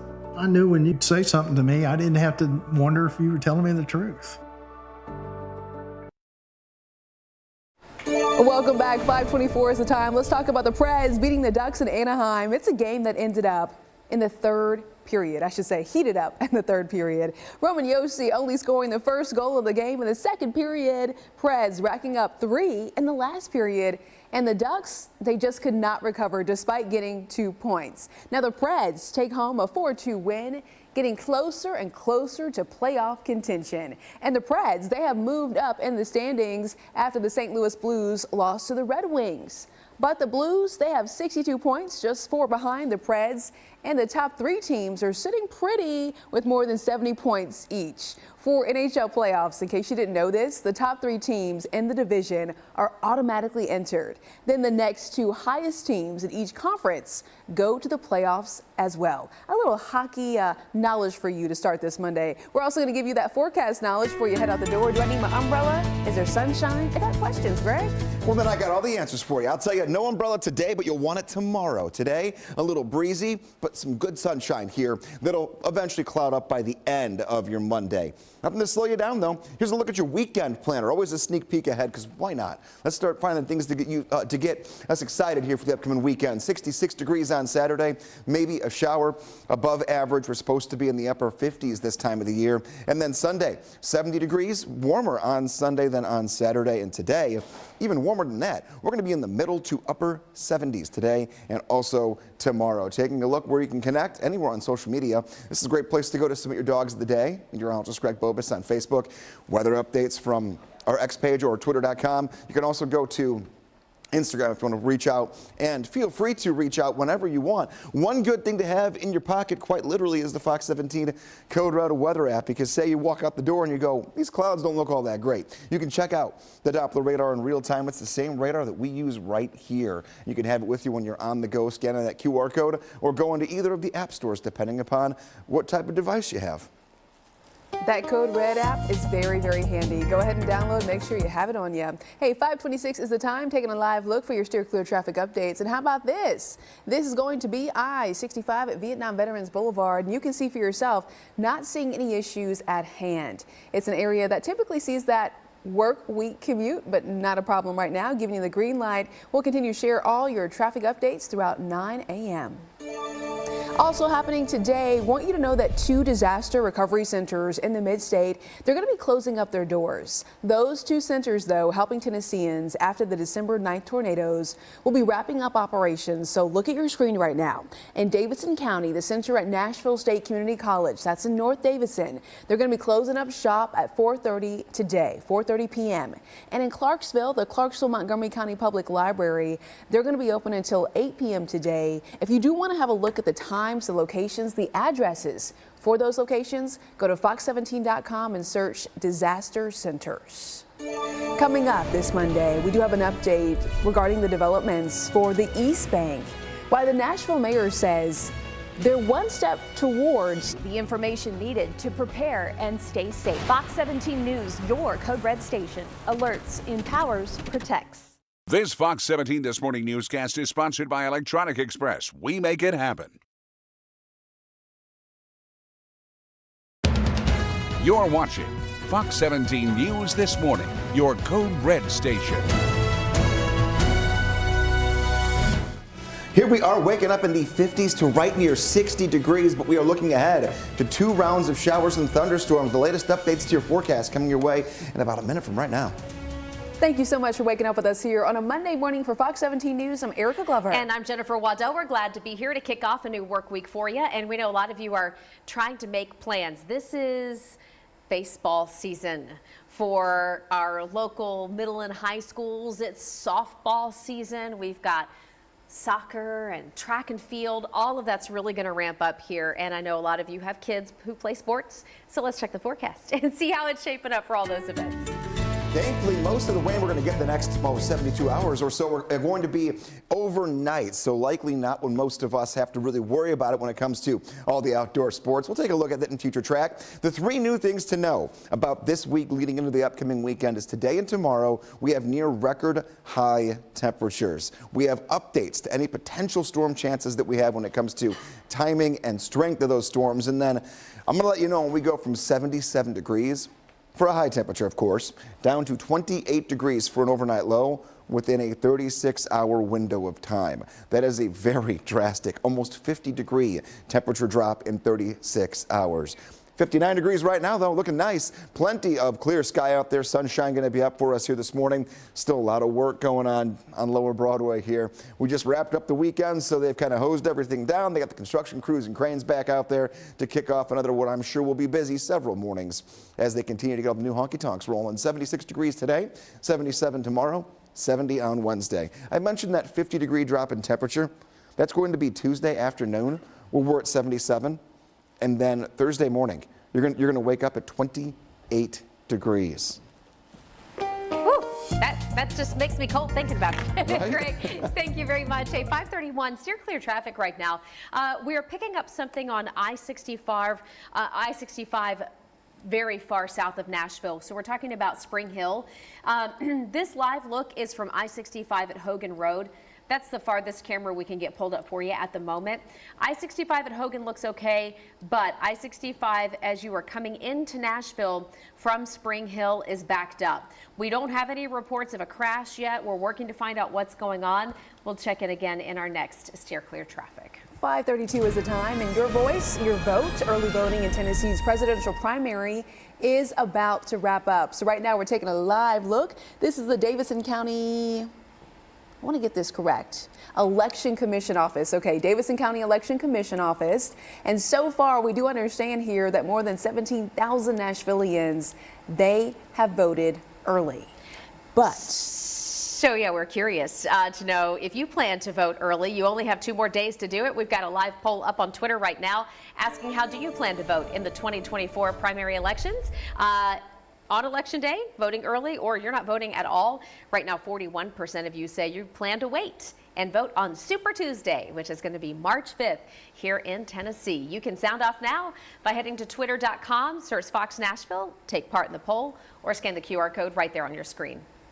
In local news, though, Nashville's mayor unveiling his plan for the east bank of the Cumberland River downtown. And that plan includes 300, he says, affordable housing units in the first 2 years of development. Fox 17 News reporter Caitlin Miller here to explain.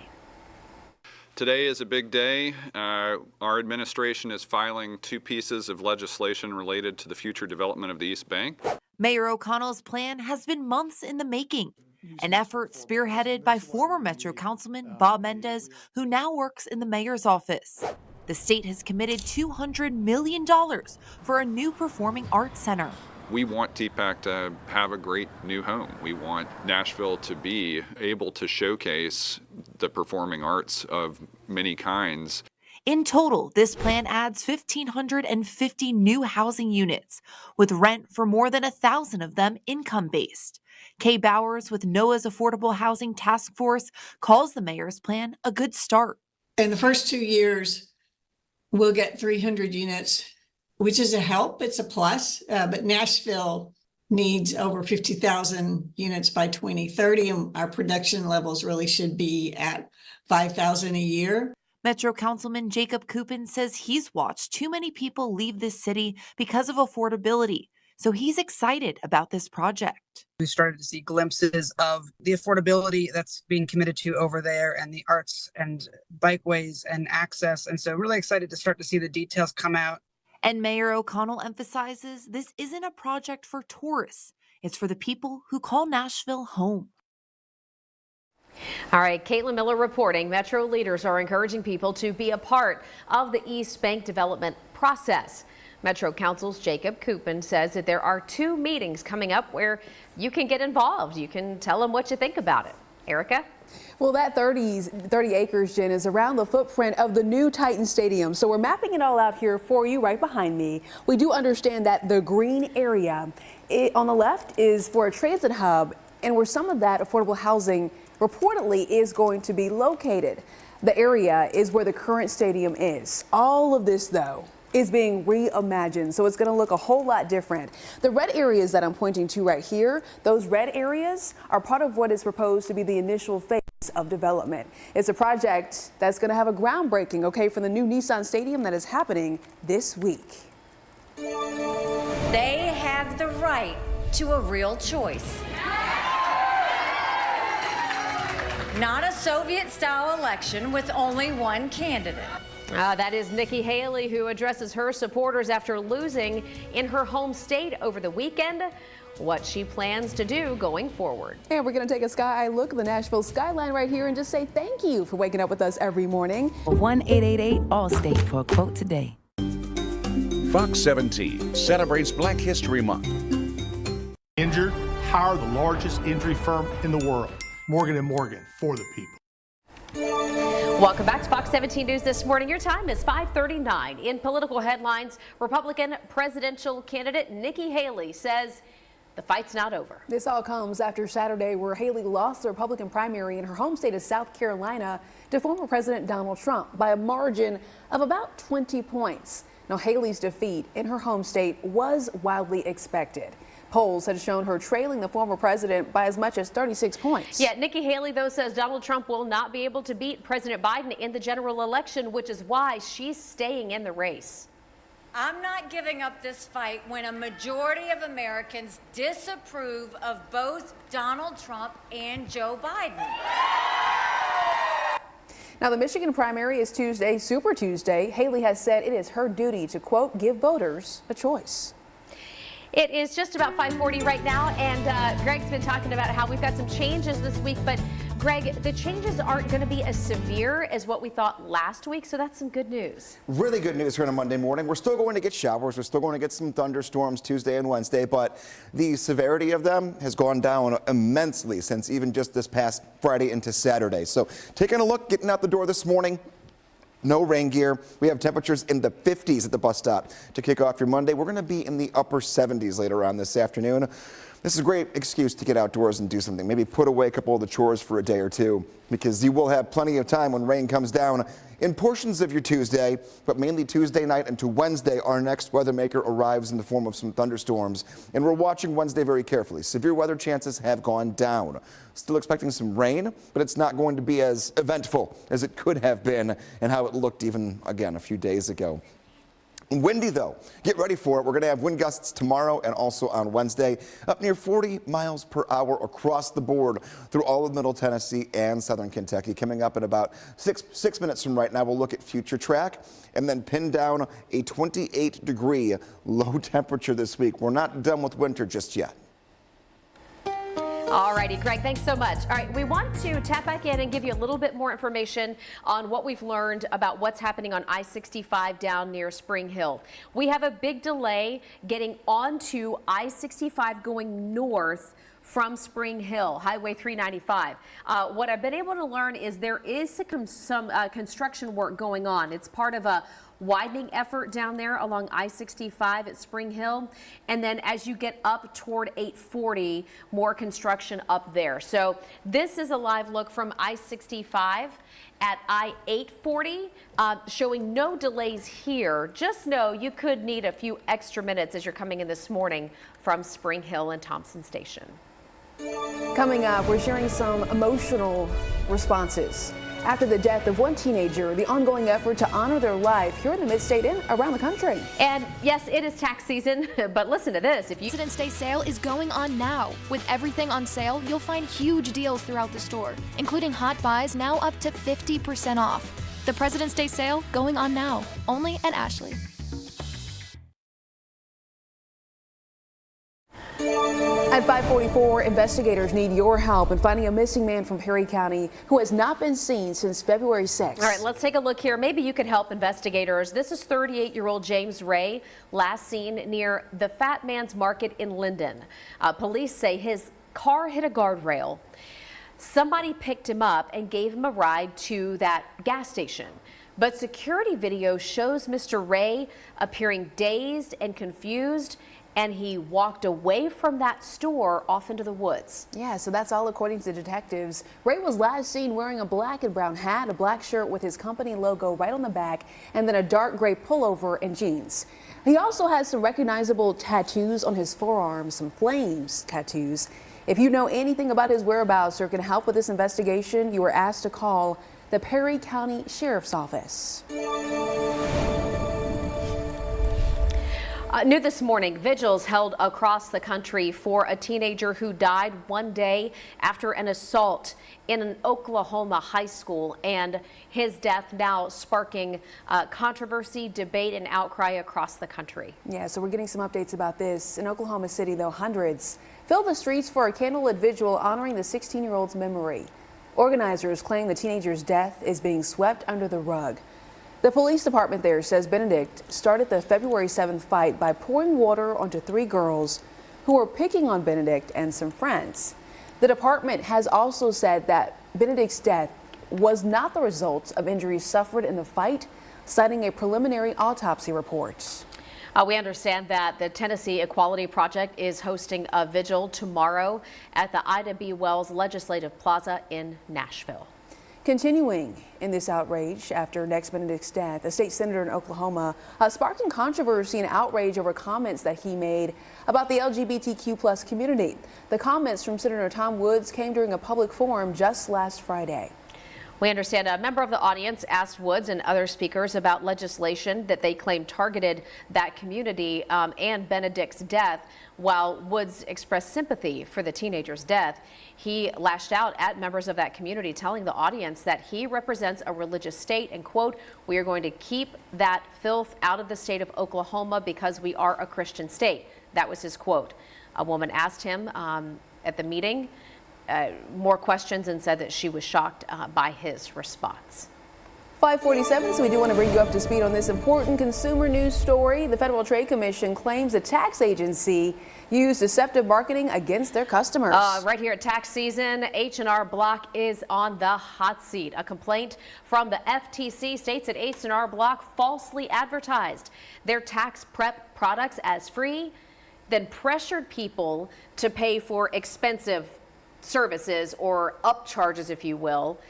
And then the agency, according to the FTC, offered even more expensive online products if customers didn't need extra forms. In other words, charging people to try to back out or get out of whatever they had committed to. And then if you wanted to go ahead and get rid of the services entirely, it was a very lengthy process to make that happen, to even downgrade their service. And then allegedly they would then delete previously entered data to de-incentivize downgrading. It's really frustrating. The FTC says H&R Block has been using, quote, deceptive marketing for years. And they also add, as formal complaint means, they now have a reason to believe a law of public interest was violated. Interesting. We were just talking to one of our coworkers here this morning who said he went through that exact same process, that it was so frustrating. All right, let's switch gears this morning. Let's talk sports. A whole new season of Nashville soccer now underway as the boys in gold and the New York Red Bulls played to a draw last night. Now, what does a draw mean exactly? No one scored. Yep. But so they both win? Okay, anyway, Fox 17 Not a win or a loss. Yeah. Madison Spraker is live at Geodis Park showing us, what that looks like early in the morning.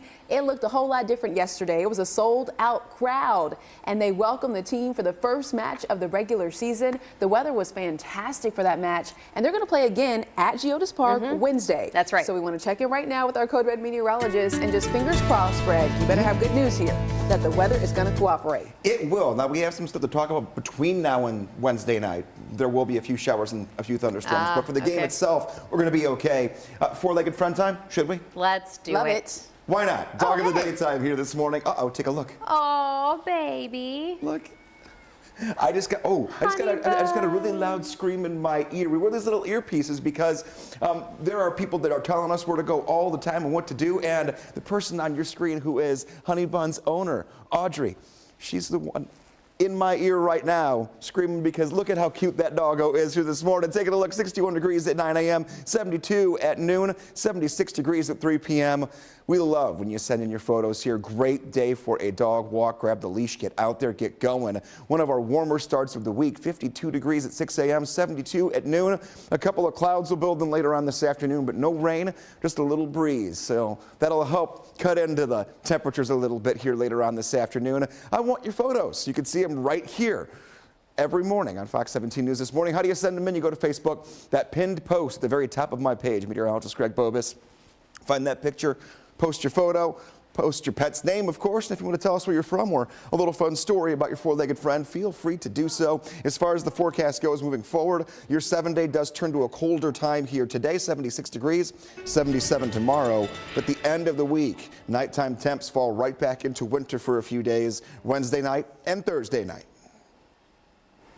At 5:51 on the dot, let's check in for another steer clear traffic update. We're going to take you out to I-65 at Vietnam Veterans Boulevard, showing you a live look on your screen, and you can see for yourself there are no issues, no slowdowns, no brake checks. This area looking very good. Again, this is I-65 at Vietnam Veterans Boulevard.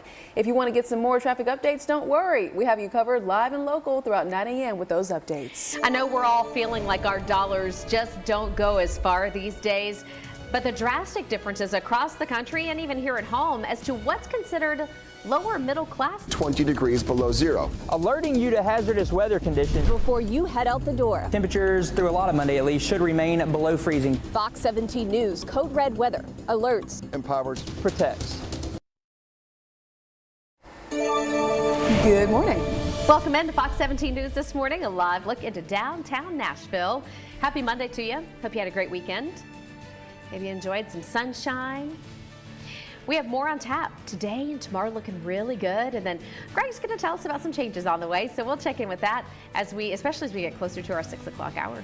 Right now, though, we want to talk about consumer news. There is a six-figure salary update, okay? The six-figure salary, so to speak, is fading depending on where you live, moving some owners, experts say, into a lower middle class status.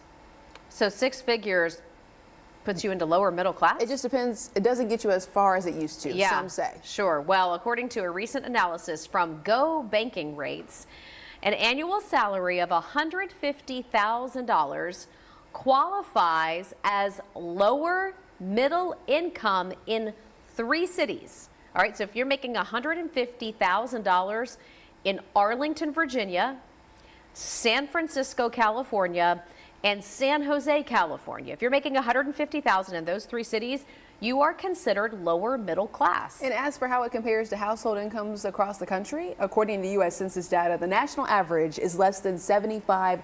$1,000. Now, San Francisco does make sense, though, because the cost of living is out of this world. And Arlington, Virginia is D.C. Correct. And that makes sense, too. And I don't know about San Jose. I can't speak on that. It's beautiful. But costly. But very expensive. Yeah. So curious to know what you think about this. Maybe that's something we talk about on Facebook later this morning. Listen, the only thing I know is that grocery prices are sky high. That's the only part I can bring to that conversation. No. $150,000 is lower middle class. Now, listen, Greg, in just those few cities. I know. Not Nashville. Do you know the way to Not San Nashville. Jose? Because you can go. I'm not going. No, we're not going to. No, we're not going to Cali. No, thank you. Taking a look here back home in Middle Tennessee and Southern Kentucky.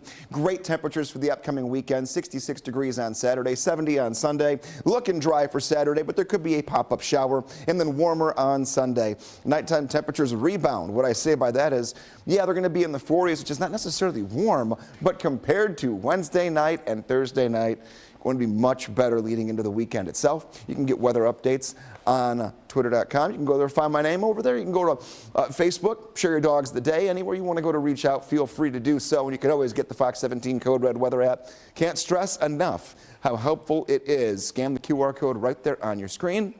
And we update the forecast every day, multiple times a day, hour by hour temperatures, 7-day forecast. And then, of course, you get the ever important Doppler radar when rain moves in. There will be a few showers tomorrow, but the better chance for rain going to come tomorrow night into Wednesday. And we're going to tackle that head on as soon as we get into our 6 o'clock half hour in about 3 minutes from right now. But in the meantime, got to look at steer clear traffic and see if we're steering clear in traffic. All right. Yeah, Greg, so far so good. Wanted to show you some drive times here. Just let you know that most of our commute is looking pretty darn good this morning. A little slow coming in from Murfreesboro, but that's nothing out of the ordinary. Everybody else pretty much in the green. Let's take a look here. I-40 at I-840.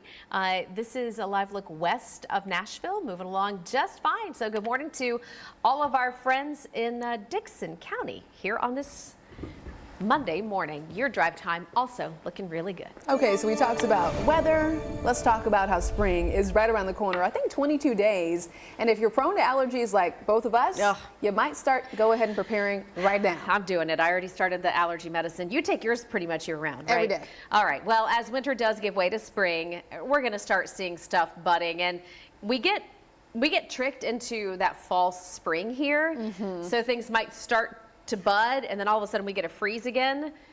Nonetheless, allergy season is here, and Cleveland Clinic doctors say there are some easy things you can do to try to make it through this season. This is tough. Keep windows closed despite warm temperatures. Ouch. Yeah, I always want to open my windows. You want fresh air. Yeah, change clothes and shower at night, they say, to get off all those allergens that you bring in during the day. Oof, and then keep pets off your bed. That's hard to do, isn't it? Waffles? Demi, Ace, get off the bed.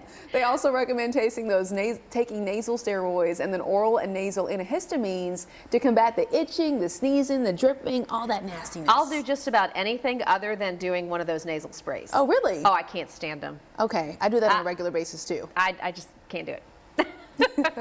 5:59 right now, so getting closer to 6 o'clock. The number of young people who say they need a prescription for depression or anxiety has skyrocketed since the pandemic. And if you ask a lot of doctors and health experts, they were expecting that. According to the Journal of Pediatrics, the number of people between the ages of 12 and 25 who are looking for these prescriptions has been growing. Yeah, but since COVID, the dispensing rate rose nearly 64% more than normal, some experts say, and more than 130% for young women.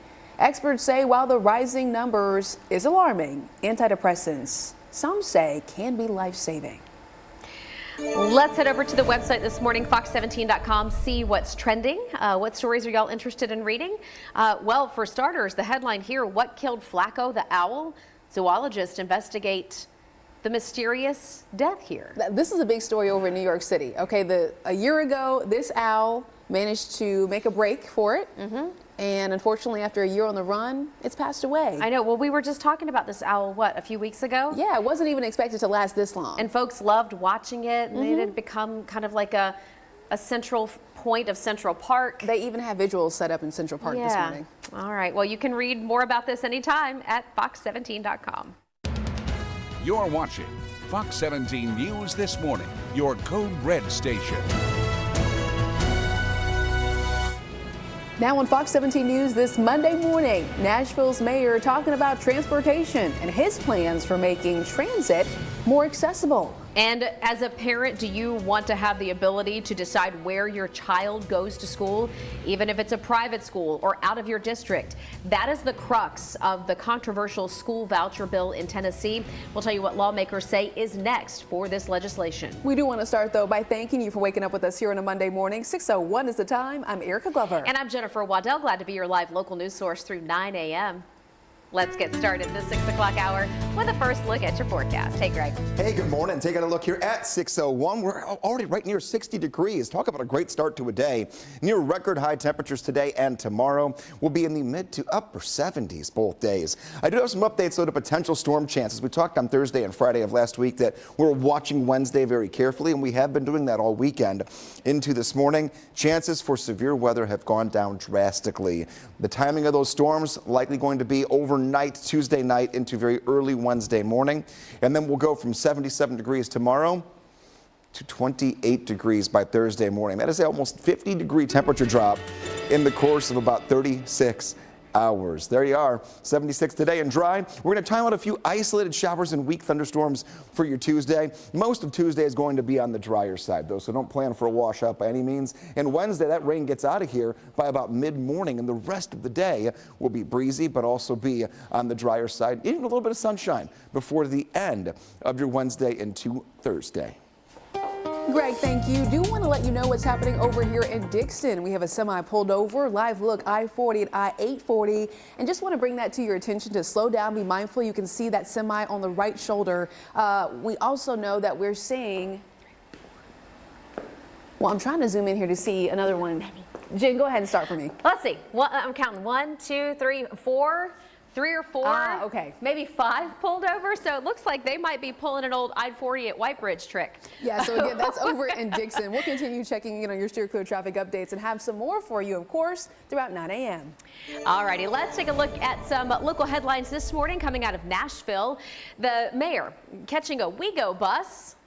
Bit of a little photo opportunity here because the mayor is pushing for his public transportation expansion in Nashville, and it's got a hefty price tag. Mayor O'Connell joining other soccer fans for a free bus ride to the Nashville SC home opener just yesterday. We were there to watch him talk with taxpayers about his plan. Just last week, he announced that he wants to put likely billions of dollars toward a transportation overhaul, and he wants it on the November ballot. That plan would raise taxes, and the money would then be dedicated to bus, pedestrian, cycling, and other traffic safety upgrades over the next 30 years. It is something that, any city that's expanding would need, according to the mayor. The bus, quite honestly, is the fastest, is the easiest. When I leave the game, just, 5 minutes after I get to the stop, the bus comes, and I don't have to deal with all the traffic, all the parking. All right, hearing from a fan there, the Nashville mayor again saying that Nashville needs a plan like this, but it would come, as I mentioned, with a tax raise. Here's what the mayor's plan would look like right now.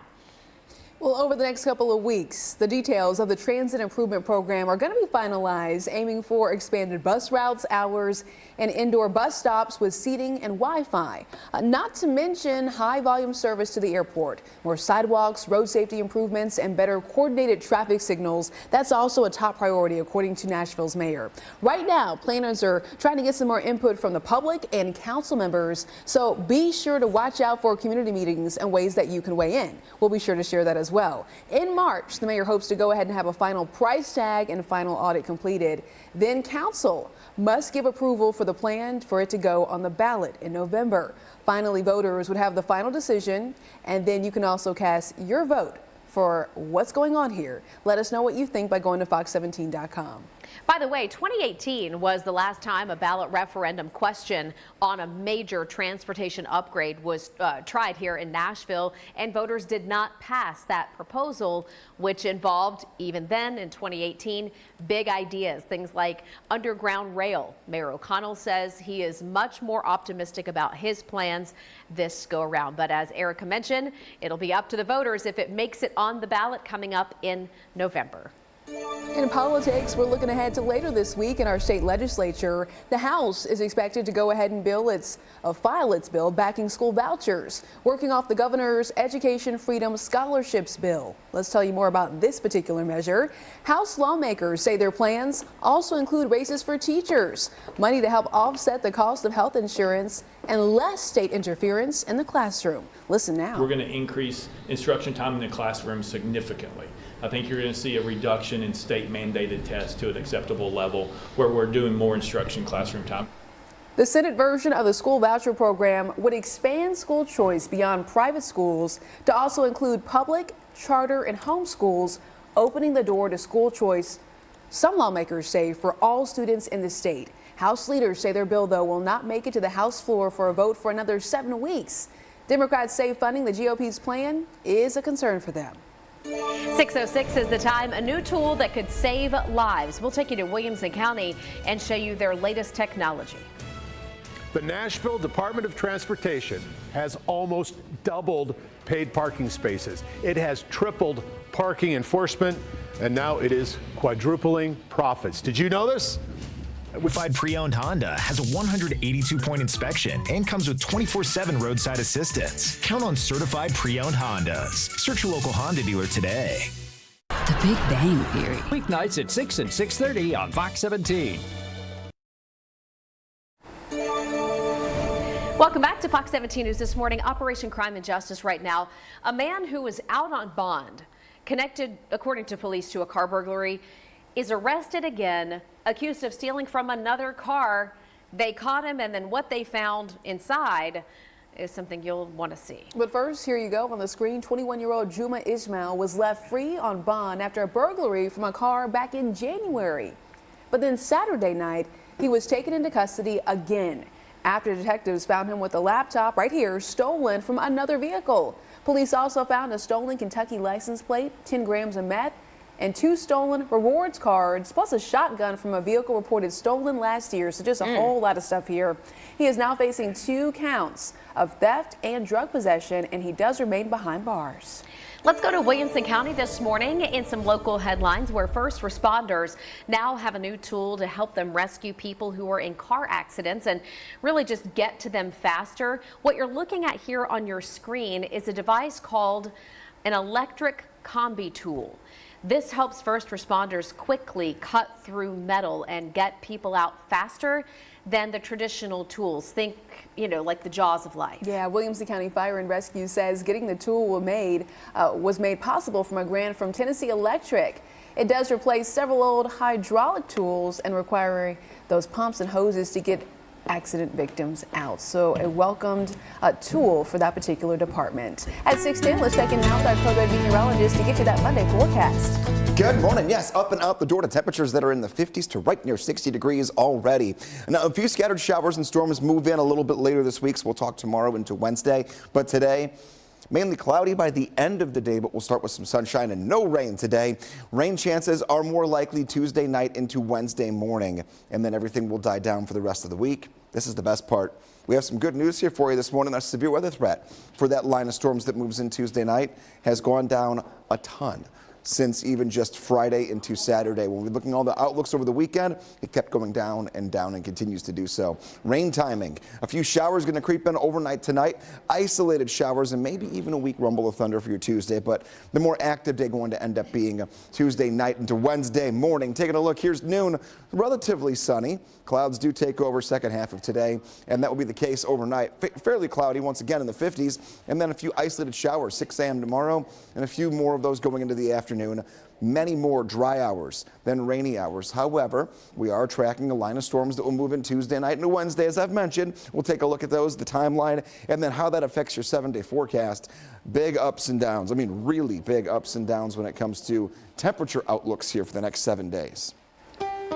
Greg, thank you. 6:12 is the time. I want to let you know about a little bit of a slowdown. This is I-24 Bell Road. You can see it on your screen. Like I said, a little bit of a slowdown. Not much just yet, okay, for that typical Monday morning commute. But we know once people hit in the highway for work, it's going to get a lot more backed up out there. So right now, giving you the green light. Again, this is I-24 at Bell Road. What to do about social media and what you can or can't say. heating up right now. In fact, the Supreme Court is now set to take on social media cases in 2 states that could change the internet as we know it right here in an election year. Let's talk about streaming services. 71 Corvette Stingray, 454. Come see us at Batesford 11 in Tennessee. We'll trade for anything that don't eat. Injured? Call Morgan & Morgan. For the people.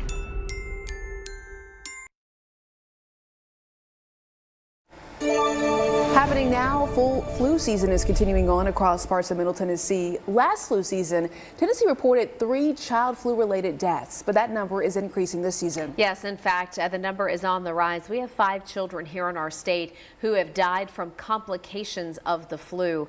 Tennessee still considered to be a state with a high flu activity. Dr. Stephen Miller with the Hamilton County Health Department says one reason for the high numbers here is a lack of vaccinations. He says it's,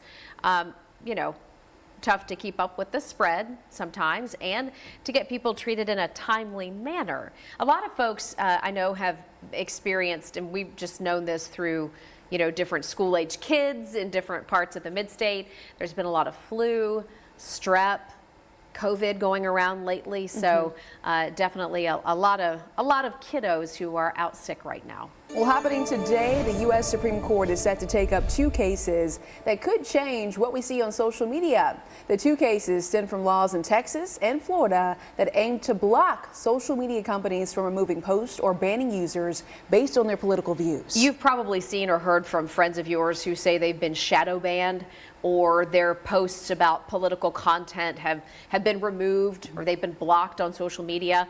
Well, the tech companies argue that the laws violate their First Amendment rights to decide what views are allowed on their platforms, but everyday people say, well, what about my right to free speech and to put on there whatever I see fit with regards to politics?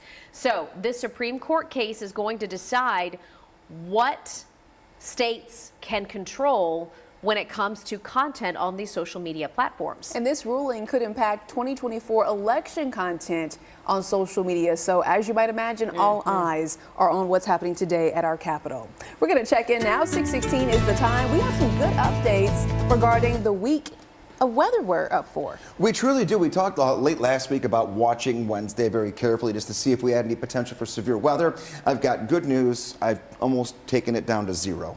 So that's really, really good. I mean, if we're going to ask for it, and we have to have showers and storms, at least keep them away from damaging wind or causing us any real problems. I'm going to start you off here on Future Track and then kind of roll through what we're going to be seeing here for the next couple of days. This is noon. Later on today, some sunshine, and then we do have some showers that we'll track in tomorrow. It's not going to be a washout, not even close to washing out Tuesday, but fairly overcast. Temperatures in the 70s today and tomorrow. Overnight tonight into tomorrow. Here's 6 a.m. There will be a few light rain showers and maybe even a quick rumble of thunder that track through. Many more dry hours than rainy hours for you Tuesday. Look at what happens though Tuesday night. So here's 5 p.m. and there are a few more of these hit and miss little pop-ups that will fire off throughout the day.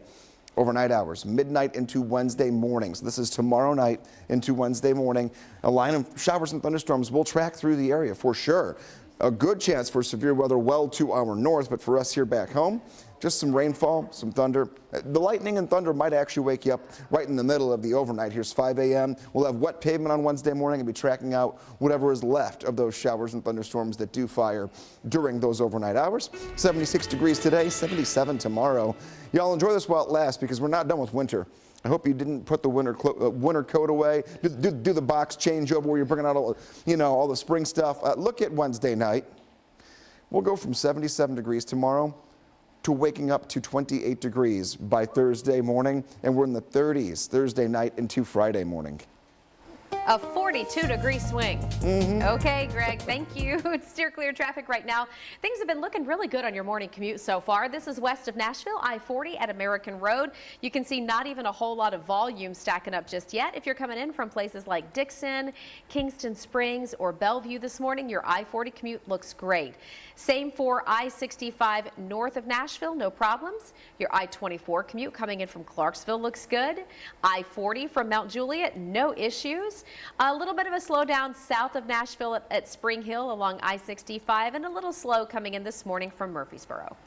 Hey, if you feel like you're spending more than ever on subscriptions to streaming services.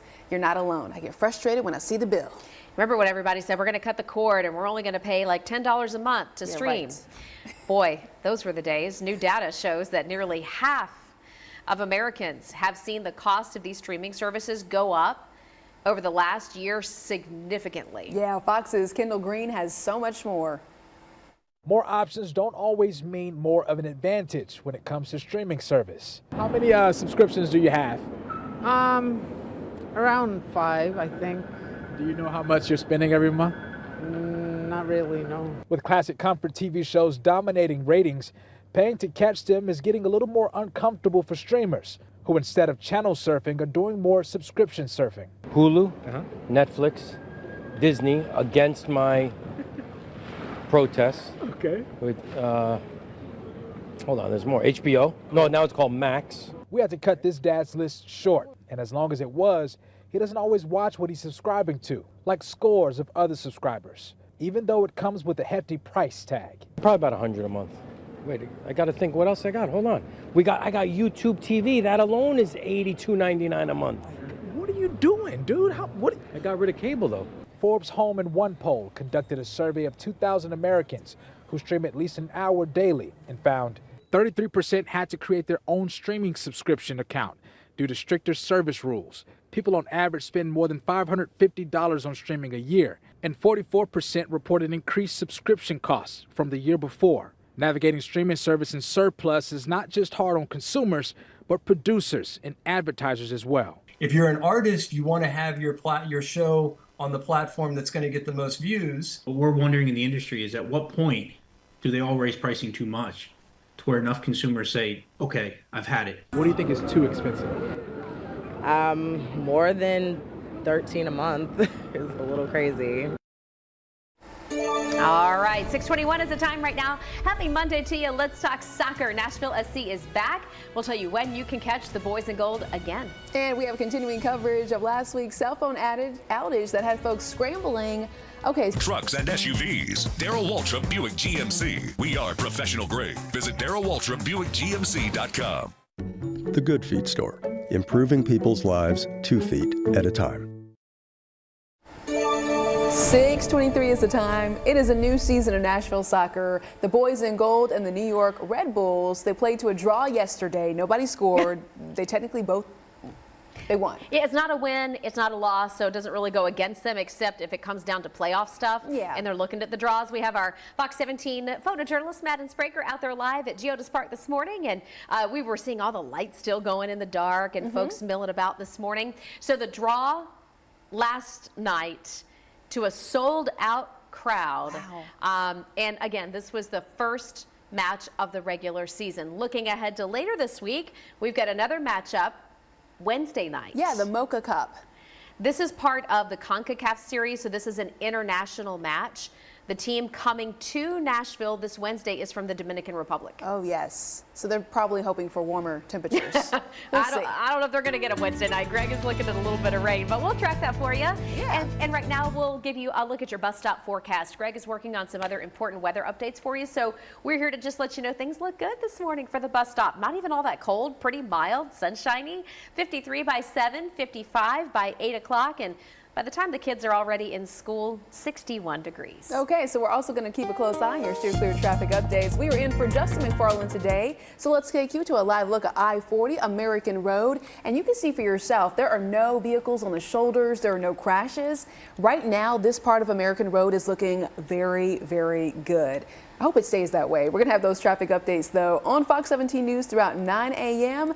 Just take it out there, take it slow, take it in stride. It's a good old Monday for you. All right, it's not gonna, it's not gonna let you retire or anything like that, but AT&T is paying back customers impacted by that recent outage. So for all of you who said, hey, where's my money for all the hours I didn't have service? Well, the company says if you were impacted by that network outage on Thursday, you're gonna get a whopping $5 credit.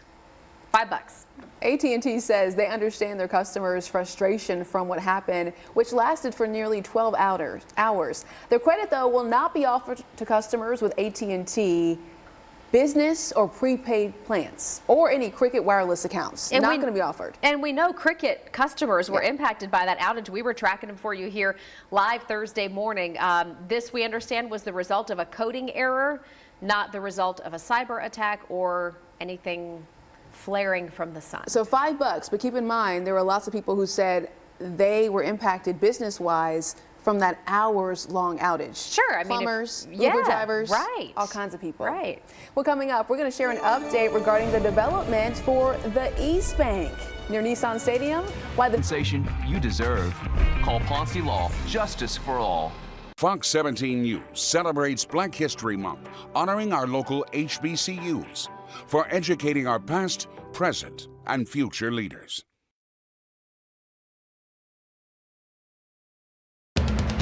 You're watching Fox 17 News This Morning, your Code Red station. Good morning and happy Monday. Stop what you're doing and look at this beautiful sunrise. I mean, we are off to a fantastic start. Just how I want to start the work week. We're also going to have a nice temperature-wise forecast today. Showers, though, later this week. We're going to map it all out for you. Don't worry. That sun is going to warm things up nicely. Feeling like spring today and tomorrow, but then don't worry. We're still in winter, and we'll feel it later this week. We'll get to all those headlines for you here live through 9. Thanks for joining us. I'm Jennifer Waddell. And I'm Erica Glover. We're going to get right to that forecast, though, because that sunrise, oh, beautiful. Very beautiful. Tons of sun this morning. We'll see some clouds pick up throughout the afternoon toward the evening hours, but we're very warm today. Temperatures are going to be in the mid to upper 70s for Monday and Tuesday. Nighttime temperatures going to be in the 50s. That's where we're at right now. Look at the right side of your screen. Uncharacteristically warm. We're about as warm right now as we're supposed to be right in the middle of the afternoon. We're all clear. No code red threat level for us today. Updated storm threats have decreased the possibility of strong to severe thunderstorms Tuesday and Wednesday. So we are all clear. We're still watching an incoming storm system, so we're by no means going to be storm free. They just won't be all that strong when they do move through. Not much of a punch to the system here. Taking a look, 58 degrees, and yeah, everything is looking great here for us. Going into the afternoon, we're going to continue to work with temperatures that climb and elevate all the way to near record highs. Taking a look, we'll go from 58 to 76 degrees later this afternoon. The forecast, though, does have a dip in temperature. We'll go from 77 tomorrow to 70 degrees on Wednesday, 28 Wednesday night, and to a cooler Thursday with a high right near 50. We'll talk that rain chance. We'll talk the timing of it and why things have changed when it comes to severe weather in about 10 minutes. Greg, thank you. Steer clear traffic. I want to give you 2 different live looks just to show you how things are shaping up for your Monday morning commute. Hey there to all of our friends in Sumner County. Your Gallatin and Hendersonville commute on the bypass, Vietnam Veterans Boulevard, looking pretty good. It is slow. Now, I would say it's probably a typical morning commute. No crashes, just a little slow on the bypass. You can see traffic is getting by just a little under the speed limit here. Next live look, going to take us to I-24 at Harding Place. It is more congested on I-24 this morning. No crashes reported, which is the great news. But as you come through Antioch, Laverne, and Smyrna, you are going to see backups just like this one. We'll get another check of steer clear traffic in just a few minutes. Right now, though, we are going to take you to Bellevue, where we are following breaking news this Monday morning. Emergency dispatchers confirming that police, they are at the scene of a shooting, and we do want to map it out for you right here on your screen. Now, those emergency dispatchers say it happened at the Circle K, that is on Highway 70. Think right south near Kroger. We are working right now, making calls, asking about this shooting, again, in Bellevue. And we have our Fox 17 News photographer on the way to this scene. We're certainly going to bring you some more updates and a live look in a couple of minutes. Right now in your voice, your vote. Early voting for Tennessee's presidential primary is about to wrap up. You have today and tomorrow to cast your ballot early. So far, more than 17,000 people in Nashville alone have done that already. We're curious, are you planning to vote early? Are you planning to vote on voting primary day, which is March 5th, Super Tuesday, or do you not plan to vote at all in the presidential primary? Right now, the majority of you, 42%, say you are voting early. 21% of you say you're not voting at all in the primary. You can sound off now by scanning the QR code right there on your screen. In local news now, Nashville's Mayor Freddie O'Connell unveiling his plan for the east bank of the Cumberland River downtown. And that plan does include 300 affordable housing units in the first 2 years of development. And Fox 17 News reporter Caitlin Miller shows us what it would look like. Today is a big day. Our administration is filing 2 pieces of legislation related to the future development of the East Bank. Mayor O'Connell's plan has been months in the making, an effort spearheaded by former Metro Councilman Bob Mendez, who now works in the mayor's office. The state has committed $200 million for a new performing arts center. We want TPAC to have a great new home. We want Nashville to be able to showcase the performing arts of many kinds. In total, this plan adds 1,550 new housing units, with rent for more than 1,000 of them income-based. Kay Bowers with NOAA's Affordable Housing Task Force calls the mayor's plan a good start.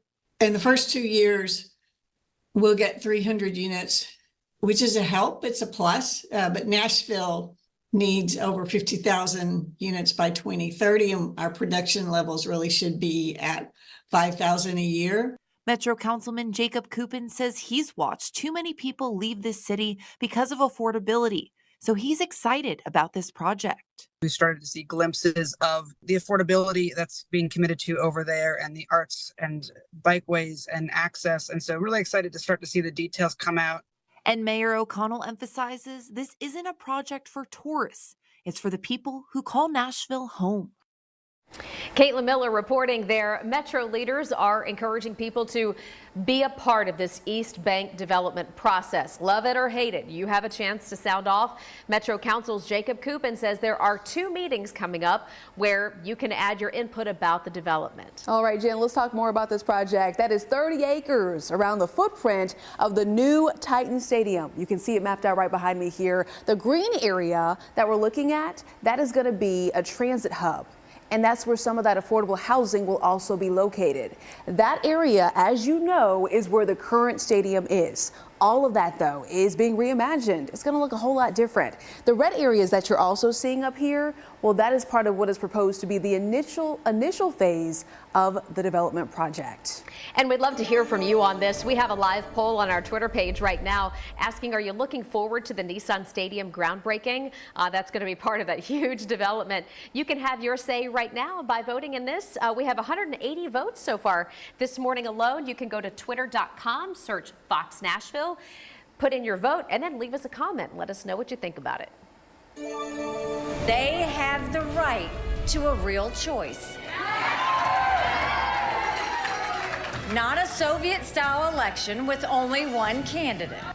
Coming up, GOP presidential candidate who you just heard from there, Nikki Haley, addresses her supporters after losing in her home state of South Carolina. We're following the very latest from the campaign trail. And just a moment of gratitude for all of you for waking up with us here on Fox 17 News this morning. We're glad that we are a part of your morning routine. Financing for 36 months on select 2023 and 2024 vehicle trims. Hurry into the Nissan Thrill of the Drive sales event. This Fox 17 This Morning newscast is sponsored by Destin Fort Walton Beach, Florida. Good morning and welcome into Fox 17 News this morning. 6:39 is your time right now.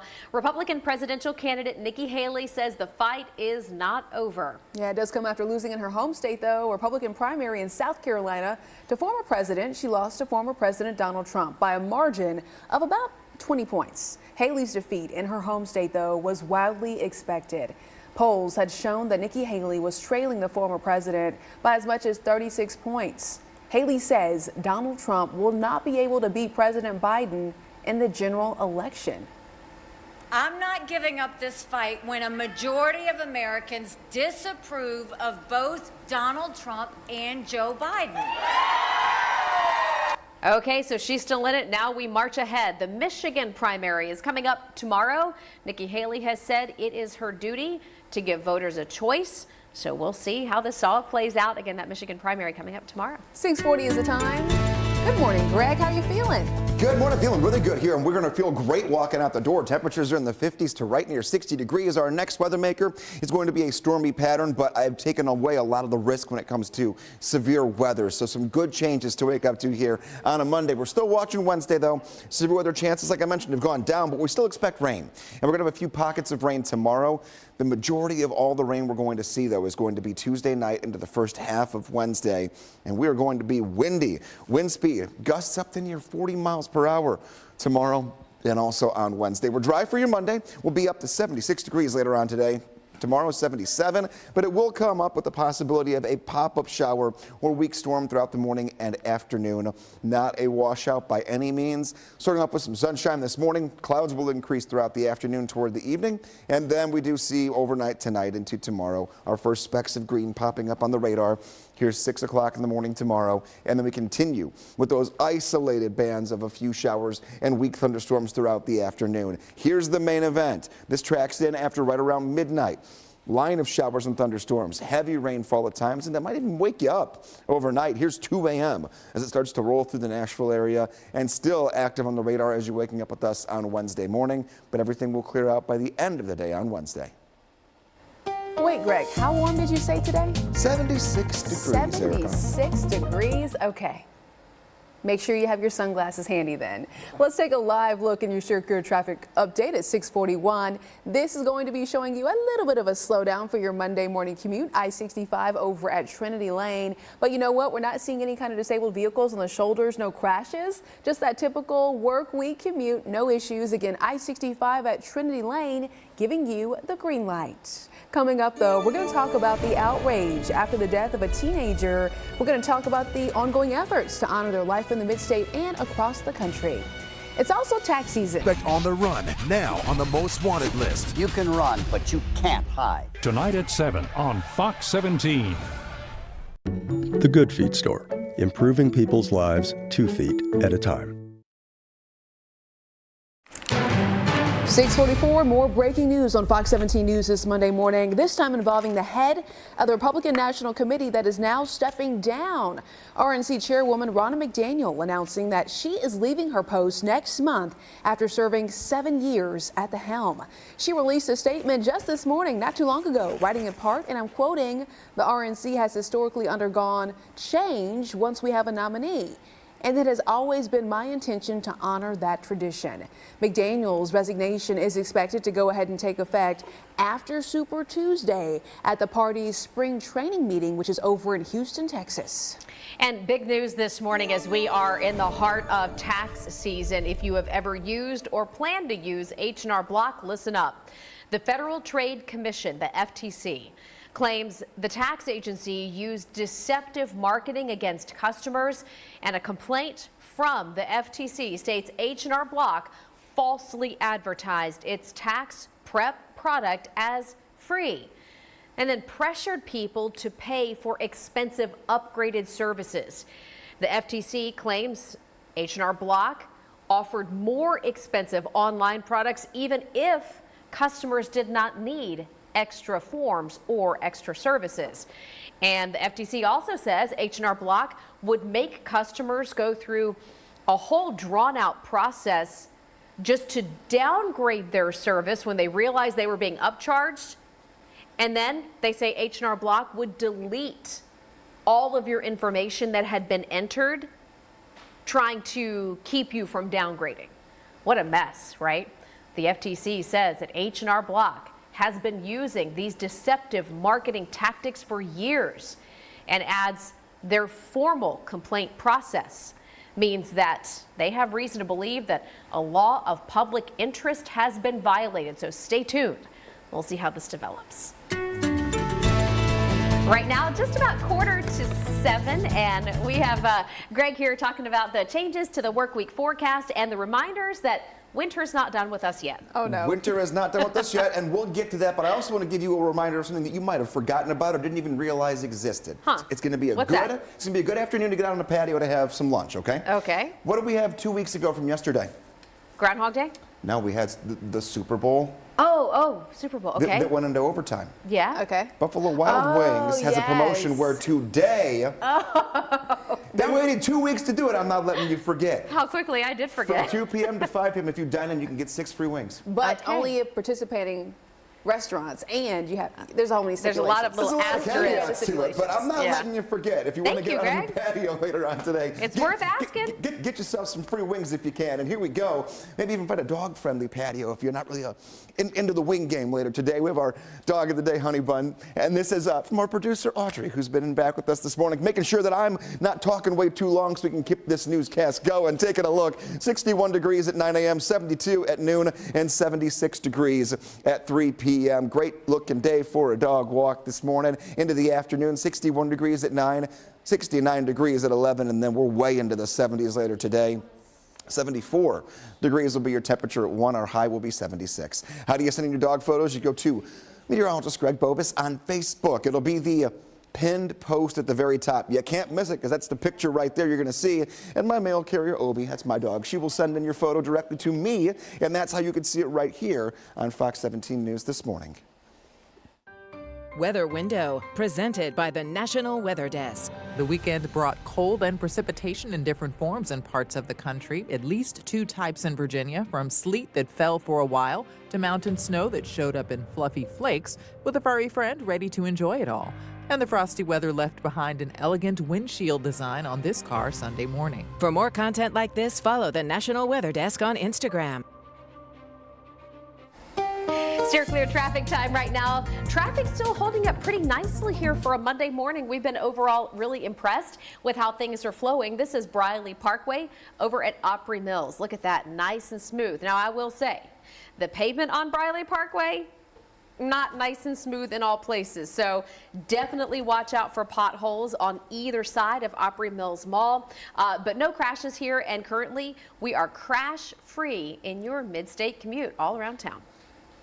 This story out of Georgia is tough to share, but University of Georgia students are asking campus leaders to reinstall emergency blue lights. It comes after the murder of Lake and Hope Riley on school's campus in Athens last week. Yeah, this is a story that has really gripped the nation. Tricia Bowles with the story.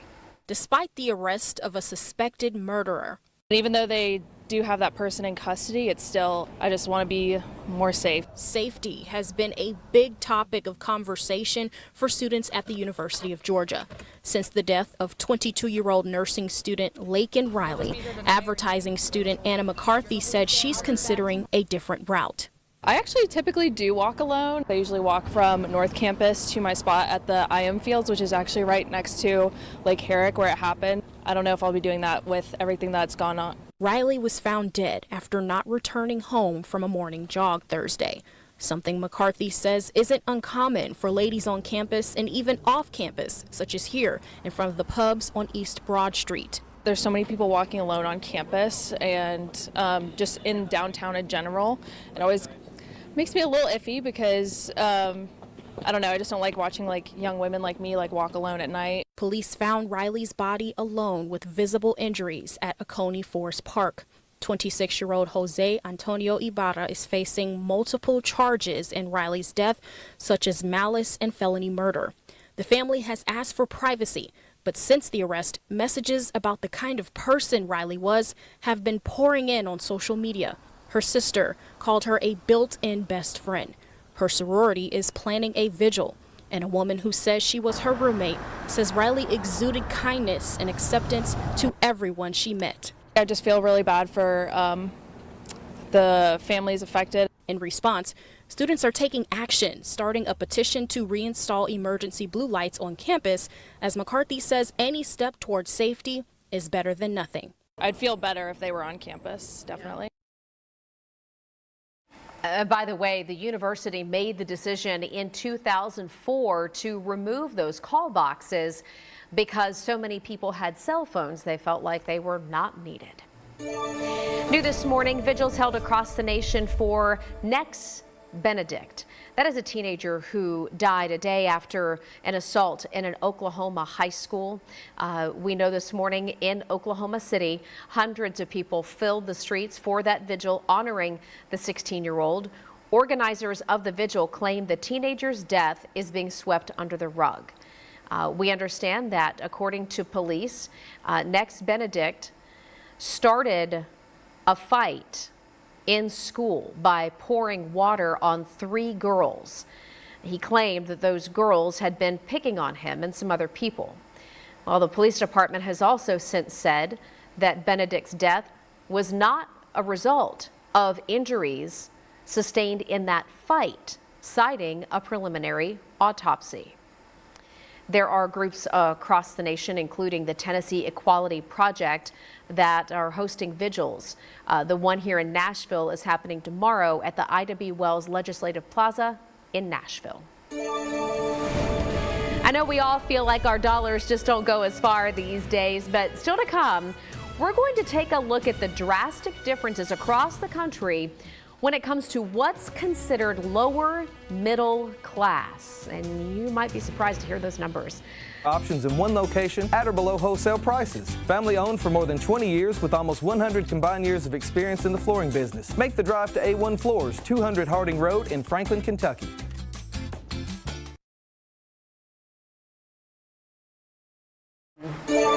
At 6:55, do you want to take a live look at that beautiful Nashville sunrise, no clouds in sight? It's just a great start to your Monday, especially when we talk about the fact that our severe weather outlook, the chances of severe weather have decreased. We're going to have that full forecast for you in just a couple of minutes, but just know today, get outside, enjoy the patio. I'm going to turn my grill on. I have plans. That sounds really good. All right. 6:55 right now.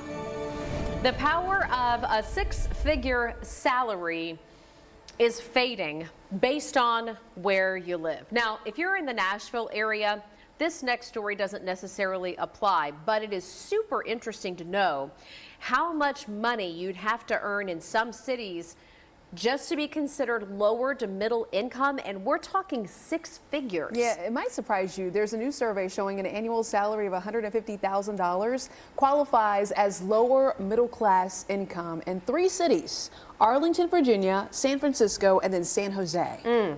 Now, as for how that compares to incomes across the country, according to U.S. Census data, the national average is right around $75,000. But that was really surprising to us to hear that $150,000 is lower middle income in the D.C., so that's D.C. Metro, Arlington, Virginia, and then obviously San Francisco is. It just brings home that I'm going to stay right here in Middle Tennessee. Glad to be where we are right That's now. That's right. Hey, spring is right around the corner, 22 days in fact, and if you are prone to allergies, you might want to go ahead and just start getting ready, because winter gives way to spring, and that's when the tree budding and the pollen, you know, all that stuff. It does, and so we know that a lot of folks, especially here in Nashville, are impacted by allergies. Even people who have recently moved here and never had allergy problems before show up to the mid-state and all of a sudden everything's out of whack. So we feel you, we understand. Cleveland Clinic doctors say few things you can do here just to help yourself. Keep your windows closed even though it's getting warmer. And I know that's hard because you like to get the fresh air, but that also lets in the pollen to the house. Yeah, change your clothes and shower at night just to get all the allergens off you that you bring in over the day, and then keep your pets off the bed. That's hard for me. Yeah, they also recommend taking nasal steroids and then oral and nasal antihistamines to combat the itching, the sneezing, the dripping. You know, just a good rule of thumb here. To your point, Jen, my mom just moved here and now she's having to take allergy medication for the first time on a regular basis. Let's check in now with our Code Red meteorologist, because the rain can help to really rinse everything away. That it does, and it kind of knocks the pollen down out of the atmosphere for at least a day or two as well. So the rain we get tomorrow tomorrow night will at least give us a little bit of midweek relief when it comes to allergies. Also, local honey. Local honey can go a long way to help out with some allergens too. Taking a look, 66 degrees on Saturday, 70 degrees on Sunday. How do we get from here to there? Well, we'll be in the mid to upper 70s today. A little increase in the cloud cover by the end of today, but all in all, a great Monday. Right side of your screen, current temperatures are in the 50s to right near 60. But the best chance for rain is going to be as we go tomorrow and then especially into tomorrow night. You'll want to have the Fox 17 Code Red weather app. I don't anticipate severe weather, but the next chance that we do see severe weather roll through the area, and maybe if we get a warning, this app will alert you straight to your phone. It's kind of like your smoke detector at night. It will go off letting you know that your county might have a warning issued for you. You can just scan the QR code or go to either app store depending upon what type of device you have. Greg, thank you. Do want to bring this to your attention, I should say. This is a live look. It's going to be Vietnam veterans at Conference Drive. We have 2 vehicles involved in a crash. The good news is they're pulled over on that right-hand shoulder. You can see officers responding. This is over near Rivergate Mall. Okay, so just keep that in mind. Again, a live look, Vietnam Veterans Boulevard, Conference Drive, vehicle crash over there. Let's head over to the website this morning, see what y'all are most interested in reading about. The story now, Guinness retracts the world's oldest dog title from this dog after an investigation. Now, this sweet dog has since died. So they really had to go ahead and retract this title? I mean, seriously? Come on, Guinness. Was it really worth it? Well, this is something that has many of you fired up because you're reading it too. Head over to fox17.com. Check it out anytime, where we have you covered 24/7. Stay with us. Our 7 o'clock hour is starting right now. You're watching Fox 17 News This Morning, your Code Red station. We are waking up here to temperatures in the 50s, near 60 degrees. We have 2 new record-breaking highs this week, and then a 50-degree temperature swing within a 36-hour period coming your way in the forecast. And right now on Fox 17 News This Morning, Nashville's mayor has a plan to improve how we get around, but it will come with a tax. And voters will be able to weigh in on that later this year. And let's talk money. As the minimum wage debate sweeps the country, could Tennesseans be one step closer to a big pay break? All right, we're going to talk about all those stories, but we do want to start by just saying thank you for waking up with us here on a Monday morning. For Fox 17 News, I'm Erica Glover. I'm Jennifer Waddell. We've got you covered live and local through 9 a.m. And we do start this 7 o'clock hour with the latest track on our forecast. Greg is keeping an eye on the possibility of some storms this week, but nothing right now that looks code red worthy. Not at all. Yeah, we watched very carefully going into the weekend. The signs kind of went away for terms of severe weather. So we're still going to get the rain. It just won't be anything we have to worry about. Hey, good. So we'll take it. Take it. Because the rain's helpful, but it's always great when we have to worry about severe weather, especially because this event's going to be a nighttime event Tuesday into Wednesday morning. So keep that in mind. Near record highs today and tomorrow. Get ready for middle to upper 70s back to back. Updates to potential storm chances. The storm timing has been locked down, and now how strong those storms could be. Fairly confident as well. That's great news here on a Monday morning. When we go from 77 degrees for a high temperature down to 28 degrees within 36 hours. Let that sink in. That's almost 50 degrees of temperature loss in about 36 hours. And we'll take a look at when that's going to happen in the 7-day forecast right now. A look at the skyline, and things are looking pretty nice this morning. Nothing to really worry about. Weather's not going to slow you down getting out the door to kick off today. 76 goes to 77 tomorrow. Nighttime temperatures continue to stay in the 50s tonight and tomorrow night. There's that drop Wednesday into Thursday down to 28 degrees. We'll track that incoming weather maker that makes not just the temperatures fall, but the rain come on down for us here. We'll check into tomorrow and also Wednesday in a few minutes. Alrighty, Greg, thank you. We have 2 crashes in steer clear traffic we want to go over with you real quickly. This is a 2-car crash on Vietnam Veterans Boulevard at Conference Drive. I would say if you want to take a detour, you could. It's stacking up pretty good out toward New Shackle and Indian Lake Boulevard. You could take Gallatin Pike as a good way to steer clear of this crash, because this is inbound to Nashville, and you can see folks are barely getting by. The other crash right now, this is brand new, and this is on I-24 at Sam Ridley Parkway. This is inbound to Nashville. It looks like we've got about 3 cars involved here. We do have an ambulance and police on scene. Far left shoulder and left lane currently blocked. This, again, is going to impact your drive-in this morning from Murfreesboro, Laverne, Smyrna.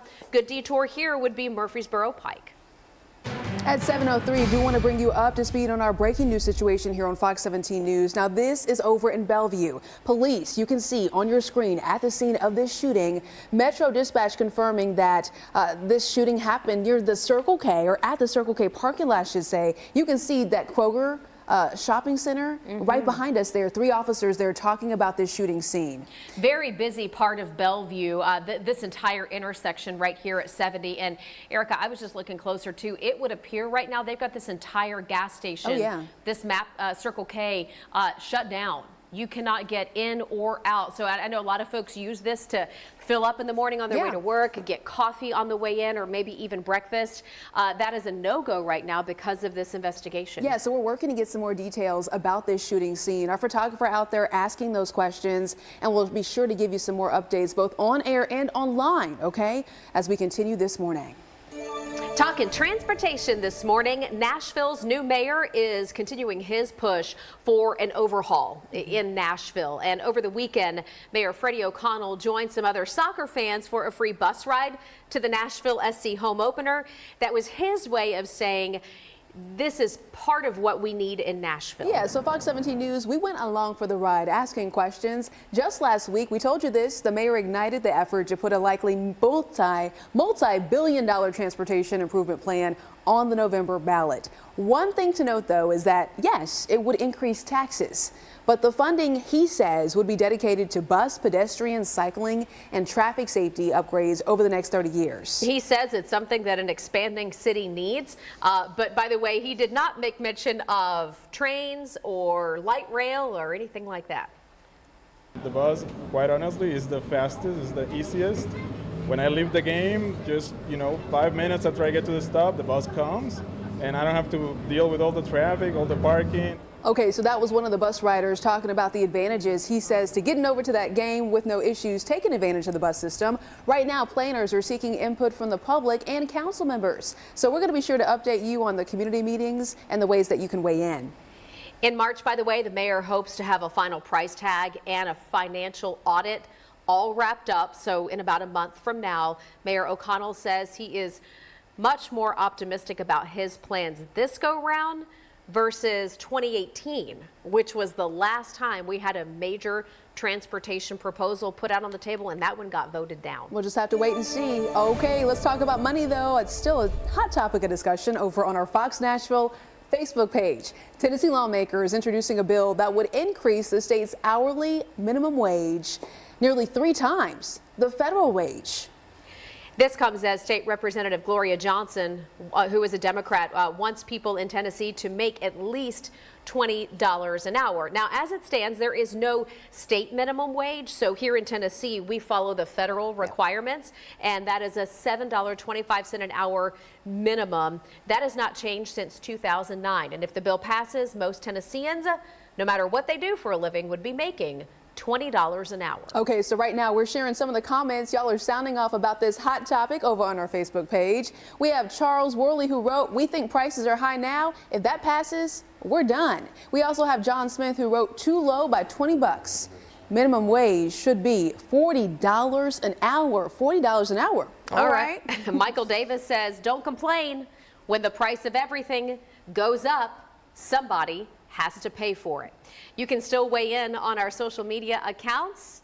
The bill is on the calendar for the Banking and Consumer Affairs Subcommittee for tomorrow. Good reminder here to keep up with the very latest story developments. For this, you can always get more local reporting on local news delivered right to your inbox. Do it by signing up for our Fox 17 News daily newsletter on the Fox 17 homepage. In our community, neighbors want to see change after they say they're seeing a pattern involving date rape, drugs, and downtown Nashville. Fox 17 News reporter Amanda Chin continuing to get answers from city leaders. The Nashville Department of Transportation has almost doubled paid parking spaces. It has tripled parking enforcement, and now it is quadrupling profits. Did you know this? We didn't think so. How do you feel about Nashville?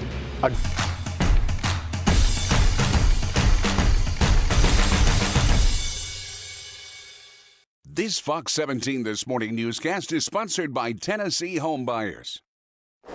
7:09 is the time. Do want to bring you up to speed on the breaking news out of Bellevue, okay? We have our Fox 17 News crew there giving you a live look. Metro Police are on the scene of this shooting happening over at the Circle K. Officers say a man walked into this Circle K gas station just before 6 this morning with a gunshot wound to the neck. Police say that they believe he drove to that store The man was taken to the hospital, but right now there's no word on who's responsible for the shooting or if they're looking for someone. It's a breaking news story that we are continuing to ask questions about. And by the way, this is the Circle K gas station that's over by the Kroger. You can see they have it really blocked off, that entire gas station parking lot. So maybe you go to that Circle K in Bellevue to fill up. Just be mindful that right now you're not going to be able to make that happen. We're going to have some more live updates from our crew out there live on the scene in Bellevue at this Circle K in just a couple of minutes. 1 out of every 6 women in the country has been a victim of rape or attempted rape.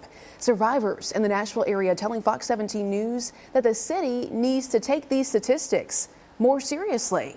Right now, Fox 17 News reporter Amanda Chin continuing to look for answers from city leaders.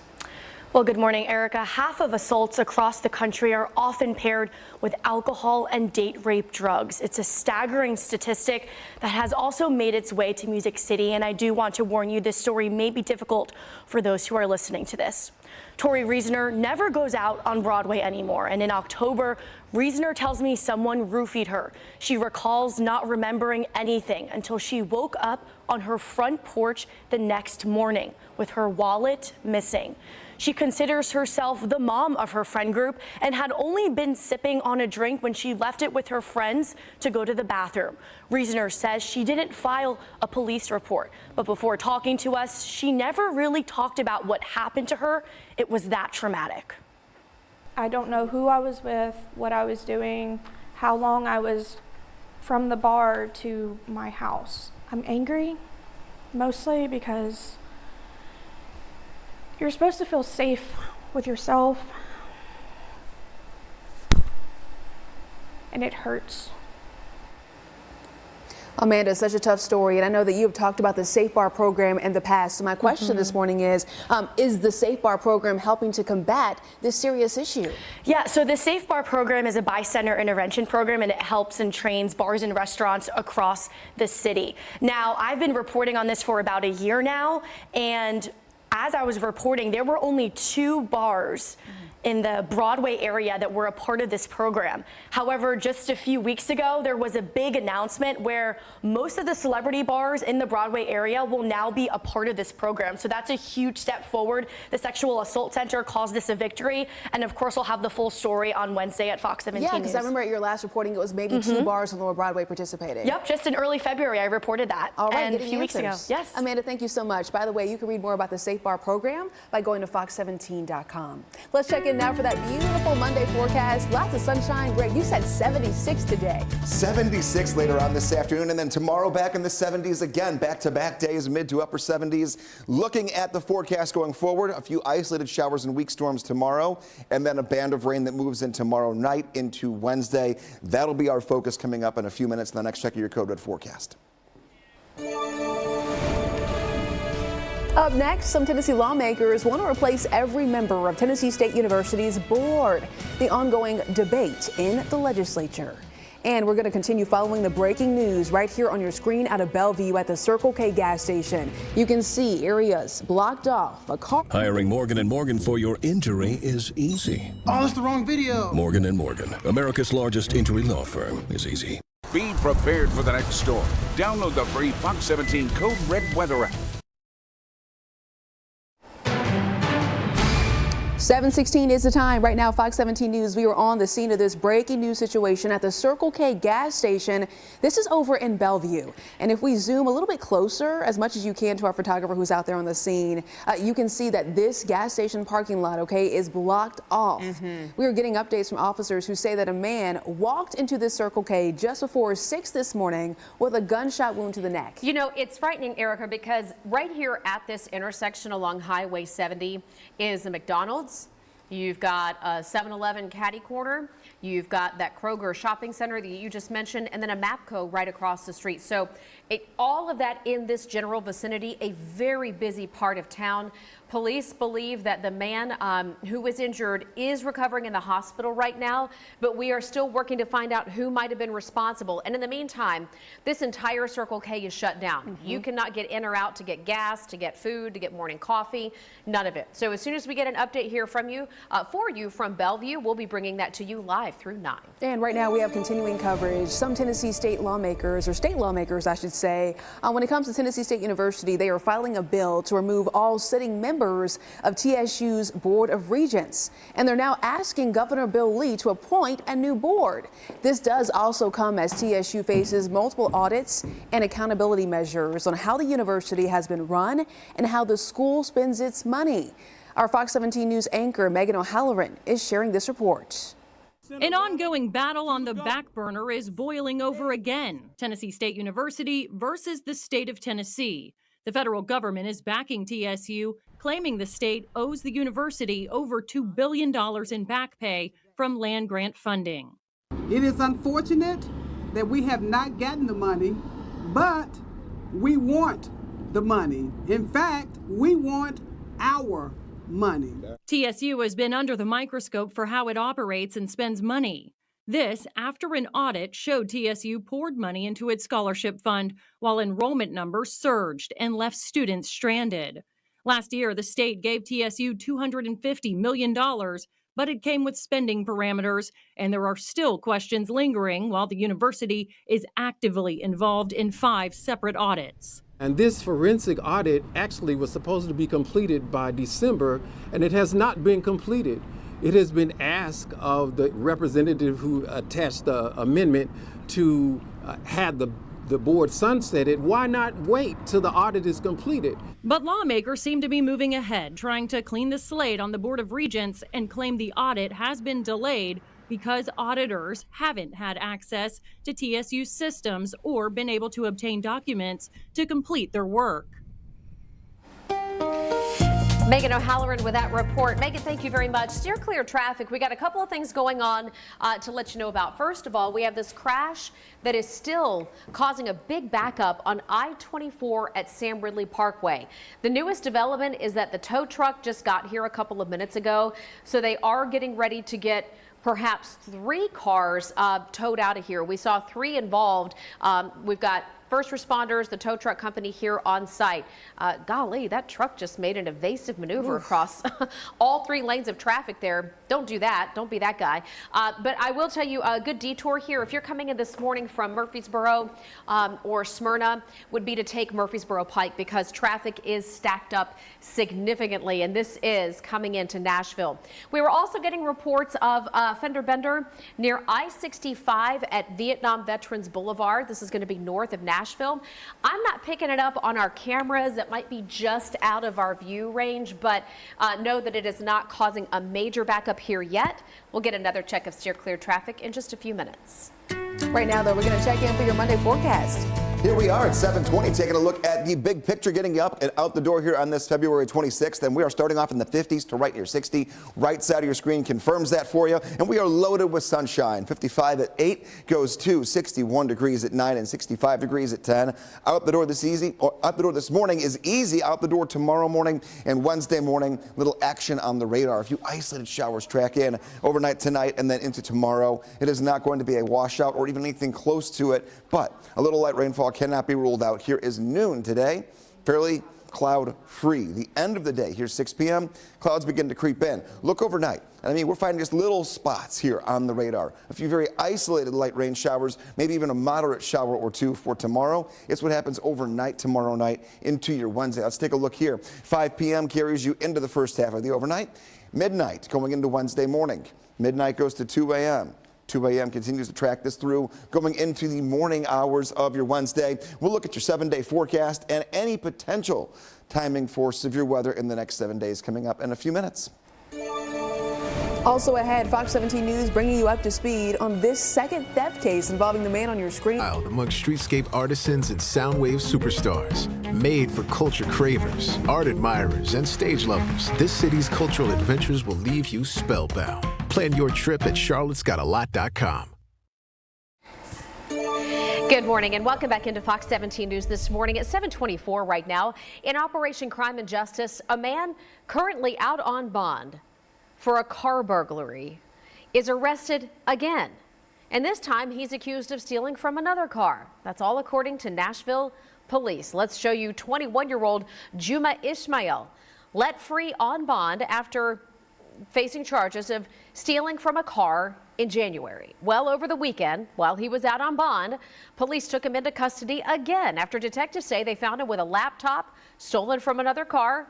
Police also found a stolen Kentucky license plate, 10 grams of meth, 2 stolen rewards cards, not sure what that's exactly about, but also, and more importantly, a shotgun from a car reported stolen last year.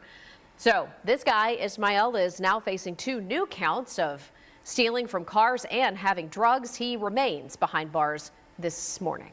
Good morning. Starting off here on a Monday with no weather issues whatsoever to get you up and get you out the door. We're going to call it carefree here, and no worries, no damp pavement, no visibility issues. A little bit breezy at times, but temperatures are cooperating. We're in the 50s to right near 60 degrees, and we're going to get back up to the near 70-degree mark, if not well above the 70-degree mark later on this afternoon. Kicking it off though at 58 right now in Nashville. You will see clouds begin to slowly build throughout the day, but generally speaking, it's a really nice day ahead. Take a look here. Get yourself some breakfast, enjoy yourself, get that cup of coffee, and get rolling here without any worries when it comes to weather. 65 already by 10 o'clock this morning. 69 degrees at 11 o'clock. These temperatures do not last that long. A weather maker moves in tomorrow into tomorrow night. Going to bottom out the temperatures in the 20s by the end of this week. So we're not quite done with winter just yet, but as we go into the 7:30 half hour, we'll take a look at that 7-day forecast and piece together when the cold air does finally arrive.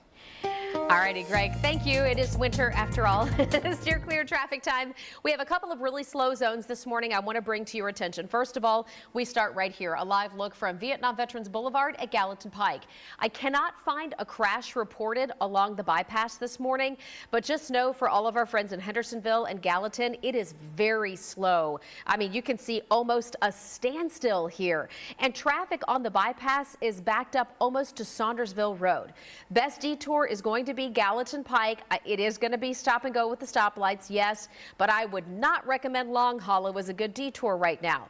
They're in the middle of dropping kids off at school over by Beach High School, T.W. Hunter, and Beach Elementary. Another problem zone this morning continues to be on I-24 southeast of Nashville. This is impacting all of our friends coming in this morning from Rutherford County. We've got a crash that's taking up the left shoulder and the left lane. It is getting a little bit better, but good detour here would be Murfreesboro Pike. I want to reassure you that the rest of your drive times this morning look pretty good. If you're coming in from Clarksville, no problems on I-24 at all. Coming in from Dickson or Bellevue, I-40 looks good. A little slow on 65 in Brentwood, but all in all, your commute also looks pretty good right now. Breaking news this morning out of Bellevue, where this popular portion of road in Bellevue is clogged up with police activity. You can see investigators right now taking a look at this white 4-door sedan that may have been connected to a shooting at this Circle K this morning. You cannot get there for gas, coffee, or breakfast sandwiches right now. We'll take you there live for an update in a minute. Flavors fast food? Someone should really say something or order something. Love that chicken from Popeyes. The Good Feet Store, improving people's lives 2 feet at a time. You're watching Fox 17 News This Morning, your Code Red station. Good morning. Waking up here to no weather issues just yet, but a new timeline on a few thunderstorms for Tuesday and Wednesday. We'll look at that in your forecast. All righty, Greg, thank you. Right now, steer clear traffic. Still a couple of problem spots where we're going to help you steer clear in moments. And Nashville's mayor unveiling his plan for the east bank of the Cumberland River downtown and expansion project.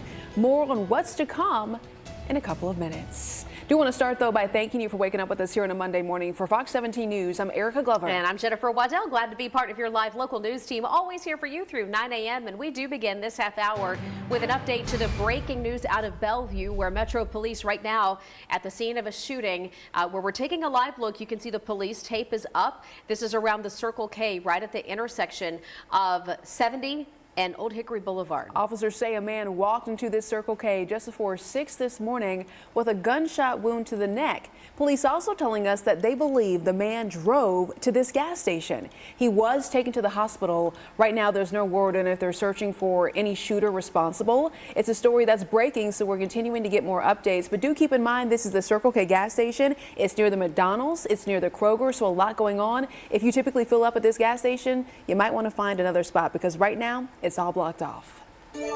Developing right now, Fox 17 News is working to find out more about a deadly shooting that happened in Madison just yesterday on Rio Vista Drive around 3:30 in the afternoon. So, broad daylight here. Police confirm one person is dead. They've not released any other details right now, but we'll update you just as we learn more. 7:32 is the time, and right now we're checking in with Greg. That we are. Let's get you going here on a Monday. What we're watching and what has changed since maybe the last time you checked in and dipped into the weather forecast. We have changes to potential storms tomorrow and tomorrow night, but they're good changes. The odds of severe weather being an implication here, not really going to be something that we have to worry about all that much. We're watching it carefully and we're watching it closely, but very low impact. The timing of the main line of storms comes in overnight tomorrow night into Wednesday morning, and then we'll clear it out by the end of your Wednesday. Keeping that arrow right over there, right where I like to see it. No code red weather for us here with this, but there will be some storms nonetheless. We can't get rid of the entire threat, just lowering how intense they will be when they move in. Exercise forecast, whether you're driving to the gym or you're going to get outside and get a little fresh air while you exercise today. 61 degrees at 9. 65 degrees at 10, and then 69 degrees already near the 70-degree mark before we even get to lunchtime. That is how our day is shaping up for us here. Very warm, almost near record-breaking temperatures today and tomorrow, but we're not done. Take a look. We're not done with winter. No, we'll go 70s today and tomorrow, right near 70 on Wednesday, but look at Wednesday night, right in the middle of your screen. We're going to go from 77 degrees on Tuesday to 28 degrees Wednesday night. That's within 36 hours, we drop about 50 degrees of temperature with the wind factored in, and it's going to be breezy here the next 3 days. We're going to have the chance to see wind chill values near 20 degrees when you wake up on Thursday morning. 7:33, do want to check in for this situation and your Steer Clear traffic update. I-24 at Sam Ridley Parkway. Moments ago, another tow truck pulled in here. We had 3 cars involved in a multi-vehicle crash. TDOT out there, so you see all the flashing lights. But do keep in mind, they have one lane of this busy stretch blocked off for cars. So you're going to have to go around the situation. Again, a multi-vehicle crash. They are working to clear the area. I-24 at Sam Ridley Parkway. Just expect a slowdown for this spot. And if you need the detour, Murfreesboro Pike is a good one to take. 7:34 is the time right now. We go to the Plateau this morning where the Cumberland County Sheriff's Office says a chase that went through several counties ends with one person dead and another injured. Police beginning this car chase in the Cumberland County area, so we're mapping it out on your screen. The car crashed sometime after it crossed into Morgan County. The driver of that car dying at the scene and the passenger then rushed to the trauma hospital. This investigation for this particular case is also ongoing. So as we work to get some more updates, we'll be sure to share it with you. Making headlines here this morning locally, Nashville's mayor unveiling his plans for the east bank of the Cumberland River downtown. What you're looking at behind us are some of the renderings for the plan, which includes, among other things, 300 what the mayor calls affordable housing units in the first couple of years of development. Today is a big day. Our administration is filing 2 pieces of legislation related to the future development of the East Bank. We want DPAC to have a great new home. We want Nashville to be able to showcase the performing arts of many kinds. Mayor O'Connell's plan has been months in the making, an effort spearheaded by former Metro Councilman Bob Mendez, who now works in the mayor's office. In total, this plan adds about 1,550 new housing units. That's a lot, with rent for more than 1,000 of them income-based. This is all according to Nashville Mayor Freddie O'Connell's office. Metro Councilman Jacob Coupin says that he has watched too many people leave this city because of affordability. So Coupin says he is excited about this project. We started to see glimpses of the affordability that's being committed to over there, and the arts and bikeways and access, and so really excited to start to see the details come out. By the way, this is right along the East Bank where the new Titan Stadium is going to break ground coming up this Thursday. Mayor O'Connell emphasizes this is not a project for tourists, it's for the people who call Nashville home. So much is about to change in that part of Nashville. If you want to read more about the study, we'll be giving you live looks this morning from Nashville as that groundbreaking starts Thursday. You can follow on all of our social media platforms and fox17.com. And your voice, your vote, early voting in Tennessee's presidential primary is about to wrap up. You have 1 day left to go ahead and cast your ballot early. So far, more than 17, let me get this right. 17,000 Nashvillians have voted early. That would have been a whole lot more. No. Nashville elementary school students participating in a unique school program for Reading Day. What educational tool could soon be headed to your child's school? And we monitor the breaking news developments for you live and local through 9 a.m. We're the only local station. We'll uncover the true cause of your crash and fight for the compensation you deserve. Call Ponce Law, justice for all. Fox 17 celebrates Black History Month. 7:39 is the time. Do want to take a live look over at Nissan Stadium and let you know that a groundbreaking ceremony is happening this Thursday. Hard to believe, right? We have seen a lot of changes happening behind the scenes, right, that aren't always visible to everyday folks driving by the current Nissan Stadium. But we are really going to start to see the beginning of visible changes as they do break ground. They're going to put shovel to dirt on at least one of the projects over there. So it's going to be a few years. Going to be a long time coming. 2027 will be here before you know it. But yeah, so we'll be there for you, giving you live updates and live looks. By the way, that ceremony coming up Thursday, the groundbreaking starts at 2 p.m. Yeah, so we're asking over on our Fox Nashville X account, are you looking forward to the new Nissan Stadium groundbreaking ceremony that is Thursday afternoon? All right, well, 63% of you all say you're not looking forward to it. Yeah, maybe it's that you just don't care about it that much. Well, maybe you can just watch it on our Facebook page, and that way you can see the update but not have to deal with the traffic. Okay, that's an option. We got you covered. Check this out. Nashville celebrating Book Day across the city. So Mayor Freddie O'Connell making an appearance and an announcement right here from the Cumberland Elementary School Library. Look at all the little kiddies out there with their books. All right, so the company Bookem, along with the help of sponsors and donations, launching Metro's new Book Bus program. The Bookem Bus will be touring Davidson County and making stops at our local elementary schools. I like the Bookem. They encourage kids to write their names in the books and just kind of have that pride of ownership. And then there was an encouragement to set up book clubs and start trading this morning, which is great too. Aww. Because the Bookem students are able to pick out 2 free books. I got to read more about that, the Bookem Bus. The trading of the books. Greg and Erica both, you guys ever trade with your friends? Like you read a book, you trade with friends, and then you do swaps. Do you do that?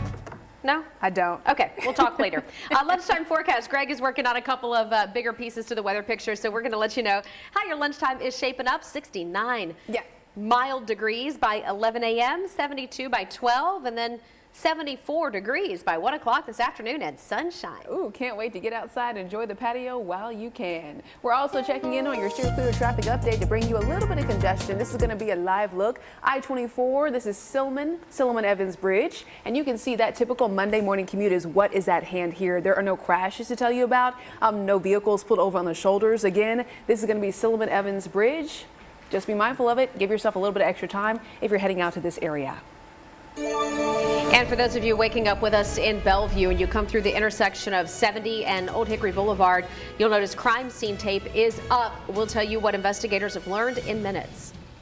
But at Sarah, we prefer to earn your loyalty by giving you our best offer up front.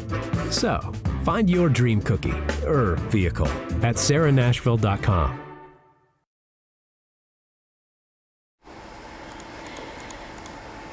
Good morning, and this morning's Farrier Files report, a Christian organization that has sent more than 11,000 students to Israel just completed another trip. But this trip was different, with the situation in Israel sad and dangerous. Fox 17 News' Dennis Farrier speaking with a Middle Tennessee woman about her experience. Well, that's right. Jessie Peters grew up in Franklin, but she has always had a heart for Israel. This morning, that heart is breaking. Passages is a program that sends Christian students to Israel. Thousands of students over the years. The idea? connect those students with their faith, help them understand Israel's sacred place in the world, and show them firsthand why it's important to support Israel. Jessie Peters is just back from the trip, not her first, but by far the most memorable. I really have never seen that many Israelis like full on breakdown crying before. Like, you can just feel how different the atmosphere is. It's very dark, it's very sad, it's very confusing, and I think they're feeling the weight of that in a way that they, at least the generation who's alive now, has felt before. Peters is 25 years old and at a loss why so many young people are against Israel or neutral. She says if you just think for yourself, this is obvious. It's terrorists trying to erase the Jewish race. My generation is not pro-Israel, unfortunately. I mean, the truth of the matter is there's a massive hatred that truly is just, I mean, you have to call evil evil and good good. And I don't think that our generation really has a grip of that, of what is evil and what is good. I think that we have feelings. I think that we listen to other people's opinions and other people's truths instead of learning ourselves. Peters will never forget the tour of a neighborhood attacked by terrorists on October 7th. Giant photos of the people murdered or taken hostage next to the shell of their homes. Just home after home, photo after photo. Peters said at one point their guide just stopped in the middle of the tour. And all of a sudden he started shifting his feet to like move leaves that were on the concrete. And we were kind of like, it was kind of weird. Like, we were like, is he waiting? Is he thinking about something? Is this like a nervous tick? No, he pushed the leaves by and there was a massive dent in the concrete. And he goes, my best friend Owen was shot here. And that's it. Like, I will never forget that. He knew exactly where, he knew exactly what time, he told us how it happened, he watched it happen. Peters' message is simple. We must stand with Israel for every reason. I mean, the truth of the matter is this country is going to be eliminated if we don't stand with them.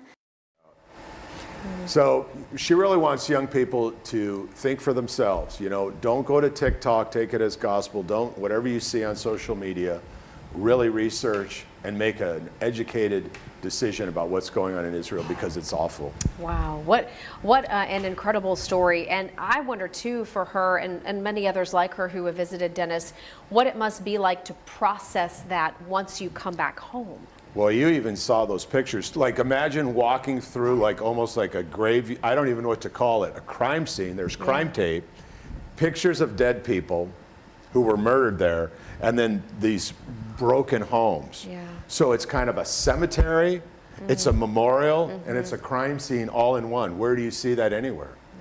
The whole neighborhood, dead silent, no one living there. Yeah, and then leaving something like that and feeling compelled to try to do something about it, which is where we are now with her. Wanting to do something. Exactly, wanting to do something about it. All right, Dennis, thank you. Time right now, 7:49. A look at your code red forecast. Thankfully, we are not in a code red weather alert. There were odds that kind of pushed toward our favor of getting us away from that because of the timing of our next arriving weather maker. It's going to be tomorrow into tomorrow night. Scattered showers and thunderstorms for tomorrow. Most of tomorrow's daylight hours are going to be dry. More dry hours than rainy hours. Just little popcorn, hit and miss showers that will develop. Then tomorrow night, rain is definitely much more likely for everyone across the board. Good news is, though, the severe weather threat keeps going down. Getting out the door this morning, you do not need the umbrella. Get ready for some sunglasses and some really warm temperatures. 61 at 9 o'clock. 65 degrees will be your temperature at 10. We're all the way to 76 later on this afternoon. Rain chances do increase a little bit for us here as we go into the overnight. A few little light pop-ups and then maybe a clap or two of thunder tomorrow. But the better chance for thunderstorms is going to be tomorrow night, again, into very early Wednesday morning. And there will be thunder and lightning, and it'll be windy as well. We're going to have wind gusts that are going to be upwards of 40 miles per hour tomorrow and also on Wednesday. That brings in a cold front with it, and boy, does it do its job. We'll go from 77 degrees tomorrow to 70 on Wednesday to 28 degrees Wednesday night into Thursday morning. Very cool to end out the week for us. And then we'll get right back above average again going Saturday into Sunday for a relatively dry looking weekend. Well, you do have a brake check to let you know about. This is over in Dickerson. This is I-65, and you can see it for yourself on the screen. A little bit of a slowdown here, so you do want to give yourself some extra time if you are in this area. Again, we're just checking in, trying to show you what's happening there on all the maps. We're not seeing any issues at hand that we need to bring to your attention, but do be mindful of this brake check. We'll continue following all of your steer clear traffic updates, though, throughout 9 a.m. Hey, listen to this. Want to let you know that some first responders over in Williamson County, they are getting this brand new tool on your screen to help them rescue victims in car accidents faster. This device is going to replace several old hydraulic tools requiring pumps and hoses in order to get accident victims out of there. Think the jaws of life. Now, this is going to help responders, they say, quickly cut through vehicles and get people faster than those traditional tools. They also tell us it can allow one person to do the job of two people and then reduce the weight of equipment carried onto a scene. So going to reduce the wait times, all of that. Williamson County Fire Rescue says getting the tool was made possible from a grant from Tennessee Electric. Just a few minutes before 8 o'clock, and as we get into our 8 o'clock hour, we will continue to try to get some answers to this breaking news and what exactly happened and who police are looking for after a shooting at the intersection of 70 and Old Hickory Boulevard there in Bellevue. And still to come, hundreds of trees. In a wreck with a tractor trailer or a company vehicle, you need to know this. They are not waiting to investigate. Don't let them tell your story. I can help. Call us at 615-242-9000. Hey there, check this out. 7:55 is the time. We just want to say thank you to John Early Middle School over in North Nashville. Jen and I were there Friday with some special deliveries. Yeah, so we started this little tradition before the pandemic where we would stop by and just say good morning and thanks to our morning show viewers, and you know, things got a little crazy during the pandemic and whatnot, so Erica and I decided we were going to pick it back up. Yes. So we're going to make these little donut deliveries just as a way to say thank you to all of you hardworking folks out there waking up with us in the morning. Yeah, so Jen posted on her Facebook page, and you should go check it out. We're taking submissions. Yes. Now don't get crazy. Okay. It has to be a kind of a reasonable drive from Nashville, but if you know somebody who could use a little pick-me-up in the morning. Absolutely. We would love to come drop off some donuts on a Friday and just say hello. And you know what? Greg, you should join us one Friday. Sure.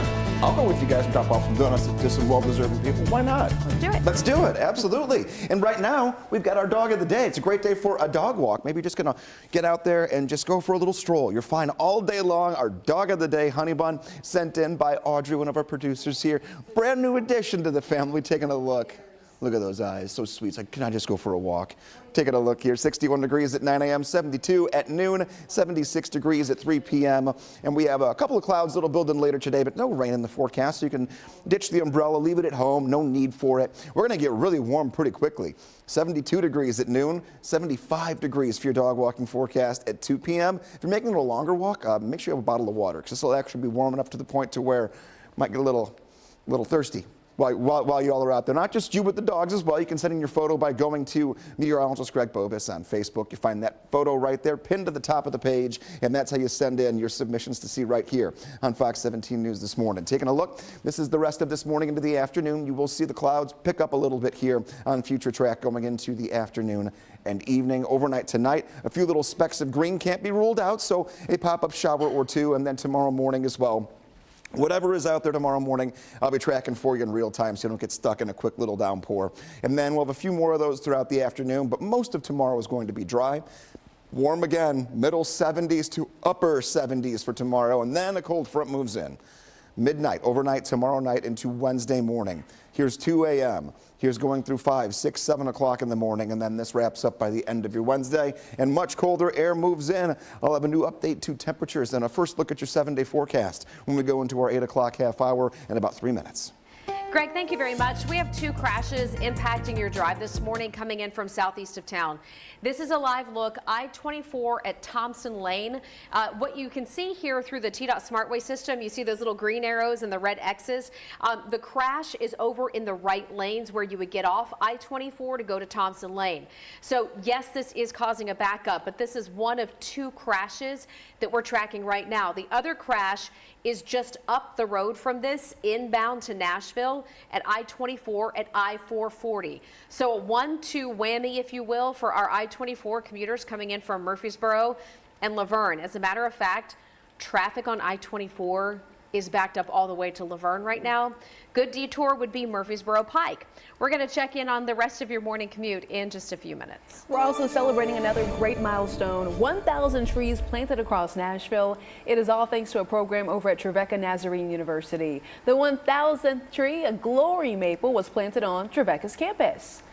Yeah, the university's urban farm team has internships for both local, middle, and high school students to plant fruit and nut trees in several metro neighborhoods. Interesting. Now, this planting is made possible through different grants from the government. We're also taking a look over at fox17.com to see what's trending, and it does involve this story, a top trending music story. Music label BMI celebrating its latest record-breaking country acts, Jelly Roll and Lainey Wilson. They are hot right now, that is for sure. Both artists coming together to mark platinum hits. Need a Favor is the title track from Jelly Roll, and Grammy-nominated Save Me as well, featuring Lainey Wilson. Lainey Wilson also recognized for her 5th consecutive #1 country hit. That one would be Watermelon Moonshine. Okay, so this is a little controversial, but you think about country, some folks are now talking about Beyonce, and now Dolly Parton is getting in on this conversation. Now, Beyonce's new music was shared, I think about a week and a half ago, and now Dolly's sharing this message over on social media on Instagram. She wrote, "I'm a big fan of Beyonce and very excited that she's done a country album. So congratulations on your Billboard Hot Country #1 single. Can't wait to hear the full album." Some folks are saying, hey, is there a Dolly Parton and Beyonce collaboration in the future? We'll see. Stay with us. Our 8 o'clock hour starts right now. You're watching Fox 17 News This Morning, your Code Red station. Waking up with sunshine and temperatures already near 60 degrees. We're near record-breaking highs before a 50-degree temperature swing within 36 hours. We'll look at that in your forecast. A couple of crashes where we will help you steer clear in your 8 o'clock morning commute. And now on Fox 17 News this Monday morning, Nashville's mayor has a plan to improve how folks get around. And voters are going to be able to weigh in on that plan this year. Thanks so much for starting your day with us on Fox 17 News this morning. I'm Jennifer Waddell. And I'm Erica Glover. Fox 17 News, we are your only local news source from 7 to 9. When everyone else goes to network, we stay local for you. And we do want to go right now to our breaking news situation. This is out of Bellevue. A shooting incident over at this Circle K incident has part of that parking lot blocked off. And if we zoom in a little bit closer, you can see the tape that is blocking off those pumps. That white sedan, part of this investigation, although we're working to find out exactly how. What we do know is the shooting happened at this Circle K at Highway 70 and Old Hickory Boulevard right around 6 o'clock this morning. Think about the time of the morning when folks would be filling up, getting their morning coffee, grabbing a breakfast sandwich. And we have learned that one person has been shot while they were in the car. As we get more updates, including who police might be looking for. What kind of surveillance video might they be looking at right now to try to get some clues? We will keep you posted as we get answers live through 9. Right now, though, we also want to give a shout out to our entire Fox 17 News Code Red meteorologist team because they had an appearance over the weekend for Severe Weather Awareness Day, and a lot of folks showing up and showing out for y'all. Yeah, it was a lot of fun. I mean, a lot of people coming up. Oh, we watch you guys every morning. You give us a good smile before we get out the door. Hopefully we get the forecast right, but it was so much fun getting to meet people because, you know, we can all relate to this. We look at that thing in front of us, the camera, but we don't know what's looking back. Yeah. So to see you guys in person was really a blast. Weather team had a great time out there. Huge turnout. Talking about the concerns as we get into severe weather season. Yep.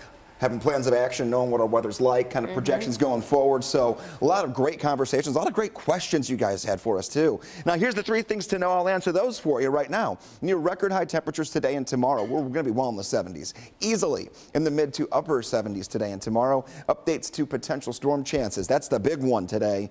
I've lowered the threat for severe weather as we go throughout the rest of this week, which is really good news. When we go from 77 degrees for an afternoon high down to 28 degrees within a 36-hour window of time. That is going to happen in the forecast. Here we go, though. We have a nice start to the day. We got a little bit of sunshine to rock with this morning. Temperatures right side of your screen. They'll be there for you all the way through 9 o'clock, even during the commercial breaks we go to. Taking a look at 76 today, 77 tomorrow, 70 on Wednesday. That is when the roadblock happens. Cold front moves in. We'll go from 70 degrees Wednesday afternoon to 28 degrees Wednesday night into Thursday morning. We'll track that incoming cold front and rain chances in about 6 minutes from right now. Greg, thanks. Steer clear traffic. I want to get to one of the crashes I mentioned just a moment ago. This is the newest one, I-24 at the I-440 junction. You can see this is causing a big stack up as you are coming around the I-24, I-440 juncture here. The crash is off to the far right shoulder, but they've got the far right shoulder plus the right lane blocked off as you try to get off of I-24 here. So big congestion zone already, you know, even without a crash. This is not a great spot for a detour.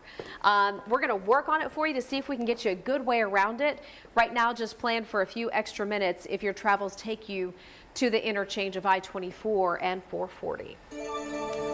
Nashville's mayor is continuing his push for a major public transportation expansion in Nashville. And over the weekend, Mayor Freddie O'Connell joined a lot of soccer fans for a free bus ride to Nashville Soccer Club's home opener. The reason he did this is he's trying to push what he wants in this transportation plan, which does include a lot more money for bus routes. Now, the mayor igniting the effort to try to put what's expected to be a multi-billion-dollar transportation plan on the November ballot.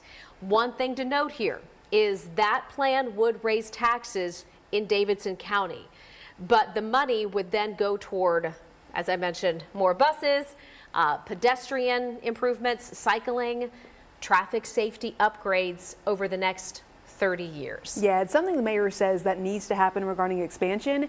Listen to him right here. The bus, quite honestly, is the fastest, is the easiest. When I leave the game, just 5 minutes after I get to the stop, the bus comes, and I don't have to deal with all the traffic, all the parking. Well, that was not the mayor. That was someone who was riding the bus talking about why riding the bus to the game is a win-win for folks who are fans out there.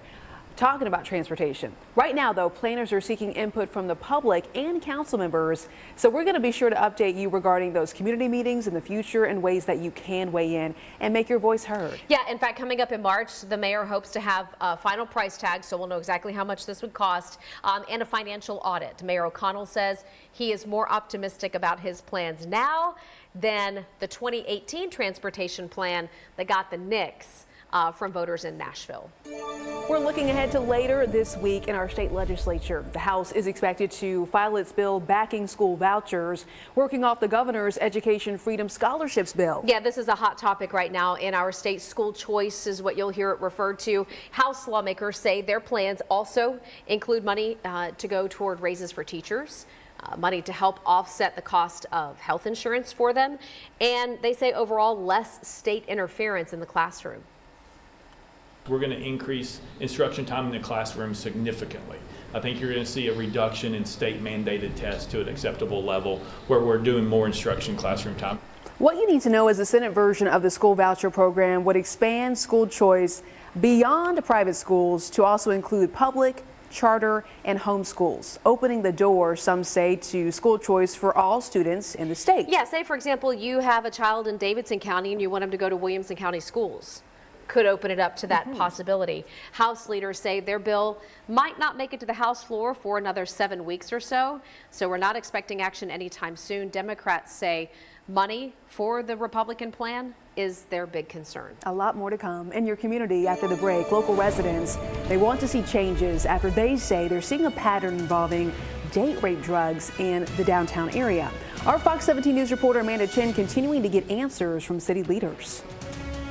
The Nashville Department of Transportation has almost doubled paid parking spaces. It has tripled parking enforcement, and now it is quadrupling profits. Did you know this? We didn't think so. How do you feel about Nashville Centerville in Murfreesboro? Bid live or online Saturday, March 2nd at 10 a.m. See us on the web at compassmontgomery.com. Fox 17 celebrates Black History Month.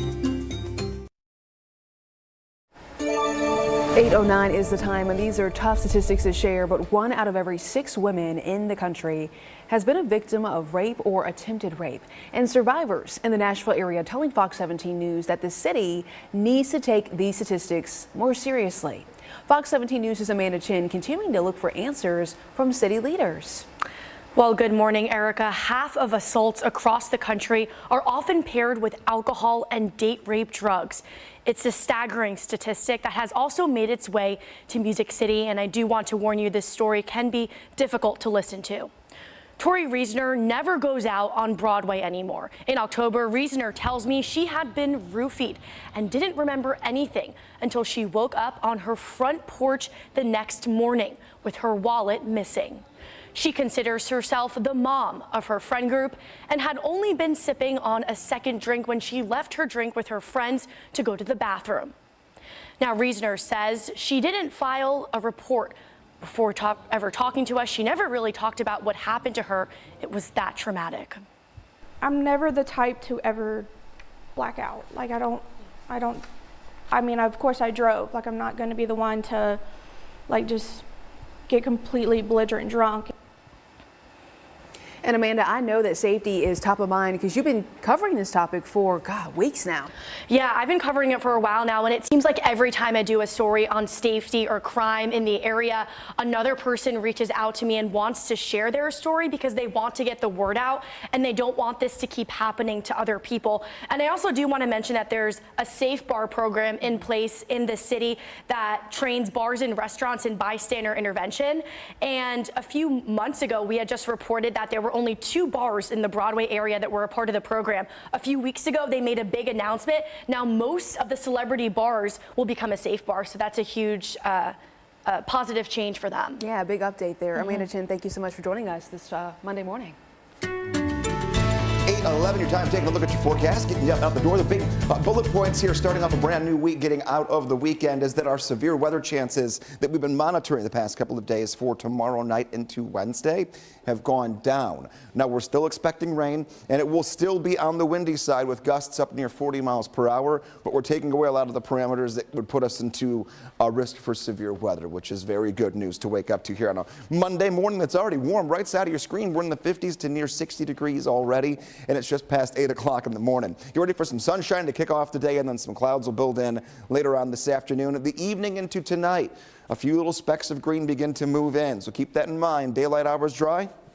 Nighttime into tomorrow morning, these little pop-up showers. Not rain for everyone, and definitely not rain all day, but they will be popping up and then fizzling off the radar on and off throughout your Tuesday. The main line of rain, that's going to move in when we go into the overnight. This is going Tuesday night into Wednesday morning, midnight to 2 a.m. to 5 o'clock in the morning Wednesday, and then everything tracks out going into the afternoon. Next on Fox 17 News this Monday morning, we are getting some more breaking news updates out of Bellevue, where Metro Police are updating us on a shooting incident. In Tennessee, Tronic Express, we make it happen.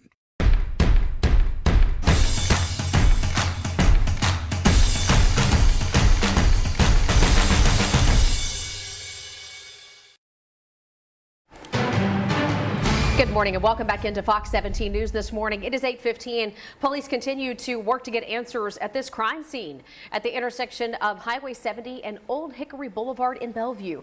Very busy intersection here. You've got the Kroger Shopping Center. You have a McDonald's. There's a MAPCO right across the street, a 7-Eleven as well. Very busy interchange here. And you can see the police tape is still very much up, and you cannot stop at the Circle K here in Bellevue. In case this is part of your morning routine, it's been closed off since about 6 o'clock this morning when we first got the reports of a shooting here.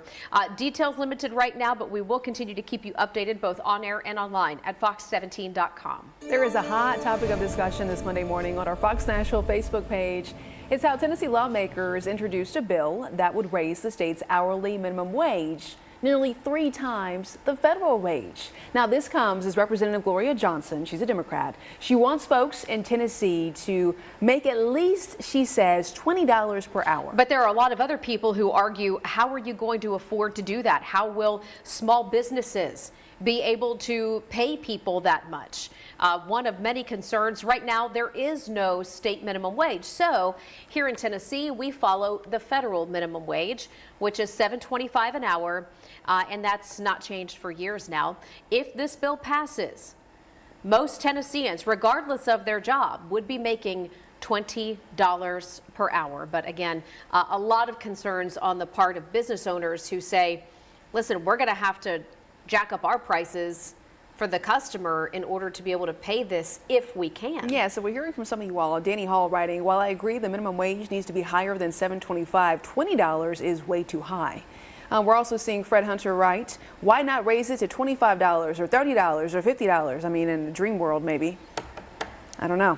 Carrie Largent said long overdue. Yeah, so go ahead and sound off right now on our Fox Nashville Facebook page and let us know what you think about this story. By the way, the bill is on the calendar for the Banking and Consumer Affairs Subcommittee for Tuesday, so more updates to come later this week. Okay, right now let's check in on the forecast. Our Code Red meteorologist Greg Bobus coming off a busy weekend. You and the rest of the team were talking severe weather preparedness here in Nashville. That we were, yeah. And thankfully our severe weather threat that you were monitoring last week has now calmed down just a little bit for this week. It has calmed down. Now, there still will be a few thunderstorms that'll be out there. Don't get me wrong, we're not erasing it off of the calendar. We're just saying it's not going to be as big of a deal, which is good. Not code red weather for us here today. Now, this is a look at the downtown skyline. It is already beautifully comfortable outside. Temperatures are in the 50s to right near 60. We're going to be into the 70s later on this afternoon. We hit 68 degrees yesterday. If you enjoyed yesterday, today will be a good 5 or 6 degrees even warmer than that. That is where we are going. Now, how do we get there? Well, we get there with a dry and mostly sunny start to the day, but a few clouds will creep in later today. Carefree driving around town this morning and later on this afternoon/evening. No worries, no visibility issues. A bit breezy. You're going to notice the wind pick up more and more hour by hour until tomorrow and Wednesday when we have wind gusts up near 40 miles per hour. What is new with our storm threat? Well, tomorrow, very low impact. A few pop-up showers and weak thunderstorms possible really this evening into tonight and then tomorrow. That's not the main event. Tomorrow night into Wednesday, that is when a line of thunderstorms moves in. We have a cold front that moves in as well, so you're going to have some thunder and some lightning while many of us are asleep. Most of this going to happen in the overnight hours leading into Wednesday. Here's a look at your 7-day forecast. I mentioned cold front. I'm not kidding. Take a look. 76 degrees today, 77 tomorrow, 70 on Wednesday, 28 degrees Wednesday night. That is not a misprint. We're going to drop that quickly and that far down into the 20s from Wednesday's 70-degree high. Then 50 on Thursday, and a few showers to round out the week on Friday into Saturday, but no washouts and no major threats for thunder with either of those little batches. Greg, thank you very much. Steer clear traffic right now. We were following a little bit of a slowdown on I-40 coming in from Bellevue. Looks like things might be easing back up, though. This is I-40 at Charlotte Pike. All in all, not too bad right now. I'd say right now looking like a speed limit or maybe even better commute in. Still not the case on I-24, though. For all of our friends waking up this morning in Murfreesboro and Smyrna, Murfreesboro Pike is going to be your best way in because traffic is just stacked up after a couple of early morning crashes. We'll get you updated there in just a few minutes. Happening now. I know some parents and teachers have talked about flu season and how it's a big issue in our communities. Well, last flu season, Tennessee reported 3 child flu-related deaths. This season, that number has increased. Officials say 5 children have died due to flu complications. Yeah, Tennessee is still considered to be a state with high flu activity. And a lot, to Erica's point, you know, a lot of teachers and parents say kids have been out of school with the flu or COVID or strep or just viruses. Dr. Stephen Miller with the Hamilton County Health Department says one reason that we're seeing an uptick in cases could be because there aren't as many kiddos vaccinated right now for the flu. So he encourages just, you know, doing everything you can to stay healthy, and that would include washing your hands, trying to eat healthy, get enough sleep, especially for the kids, and take those vitamins. Those can help as well. Getting some sunshine today will also do the trick. Right the on. search continues. Coming up, a man is missing from Clarksville, and TBI is asking you to keep an eye out. We're going to share where he was last seen and how you might be able to recognize him. Plus, early voting for Go trade for a new Honda today. Get more for your trade and payments from $249 a month. Honda inventory is here. Trade now for payments from $249 a month. Search your local Honda dealer today. Good morning. It's 8:24 right now. We have an update on a story we first brought you last week. A silver alert for a missing Clarksville man is still active this morning. Authorities are trying to find 42-year-old Howard Miller, last seen near North Main Street in Clarksville, wearing a tan hoodie and blue jeans. If you have any information, please call 1-800-TBI-FIND.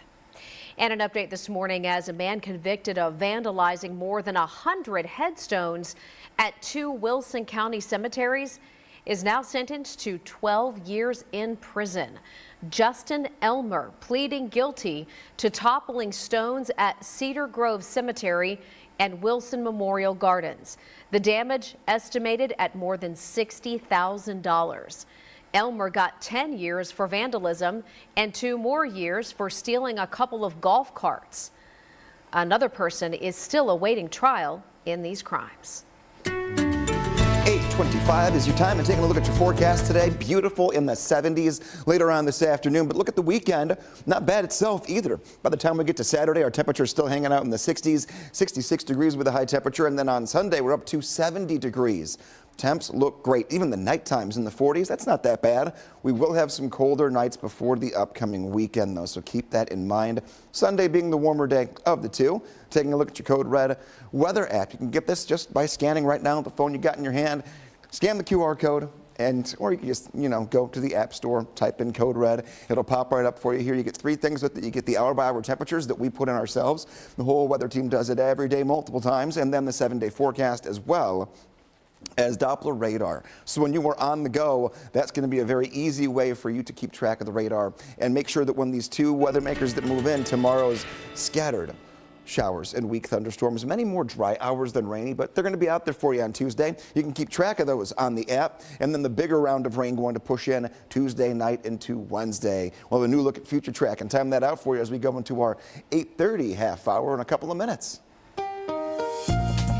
Greg, thank you very much. I want to show you the crash we're still continuing to monitor on I-24 and the backup it is causing. So let's go to the crash here. This is I-24 at the I-440 junction.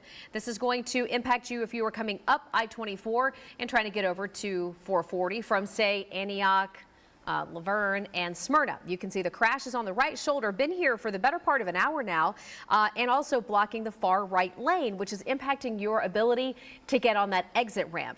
This crash is causing backups toward I-24 at Harding and well beyond. In fact, the commute this morning along I-24 has been a bit rough. If you're coming in from Smyrna or Murfreesboro, I would say just jump on Murfreesboro Pike. That should get you there a little bit faster, maybe save 5 or 10 minutes. And for the rest of your mid-state, no current crashes, which is great news. We'll get another check, though, in steer clear traffic in just a few minutes. A crash during a police chase overnight leaves 1 person dead and another one badly hurt. We'll tell you what investigators have been able to learn so far. Across Middle Tennessee, from breaking news to Code Red weather alerts, we cover it all on Fox 17 News at 5:30. This Fox 17 This Morning newscast is sponsored by Eurostone. You're watching Fox 17 News This Morning, your Code Red station. Fox 17 News always working hard to keep you in the know of breaking news situations like this one. Metro Police on the scene of this shooting over in Bellevue. We're gathering some more updates and we're going to share what we know so far if they're looking for a shooter out there. Waking up this morning to some sunshine. We're going to have that for most of today, but the clouds eventually bring in 2 rounds of potential thunderstorms I'm tracking in your COVID forecast. And we have the crash that just won't clear. This is the one on I-24 near I-440. We'll try to get you the best way to steer clear of this and more traffic updates in the next half hour. I mean, the good news is at least the weather is cooperating. Yeah. Thank you so much for waking up with us here on a Monday morning. For Fox 17 News, I'm Erica Glover. And I'm Jennifer Waddell. We're glad to be your live local news source, always here for you through 9 a.m. And we start this half hour with an update to the breaking news we continue to follow and still working to get more information. One thing we'll notice is that investigators, the crime scene investigators here in Bellevue, taking photos of said crime scene where a shooting happened this morning at the Circle K, right at the busy intersection of Highway 70 and Old Hickory Boulevard. Yeah, crews telling us that just before 6 o'clock this morning, a man came in there with a gunshot wound to his neck. So we're trying to figure out how he ended up driving there by himself?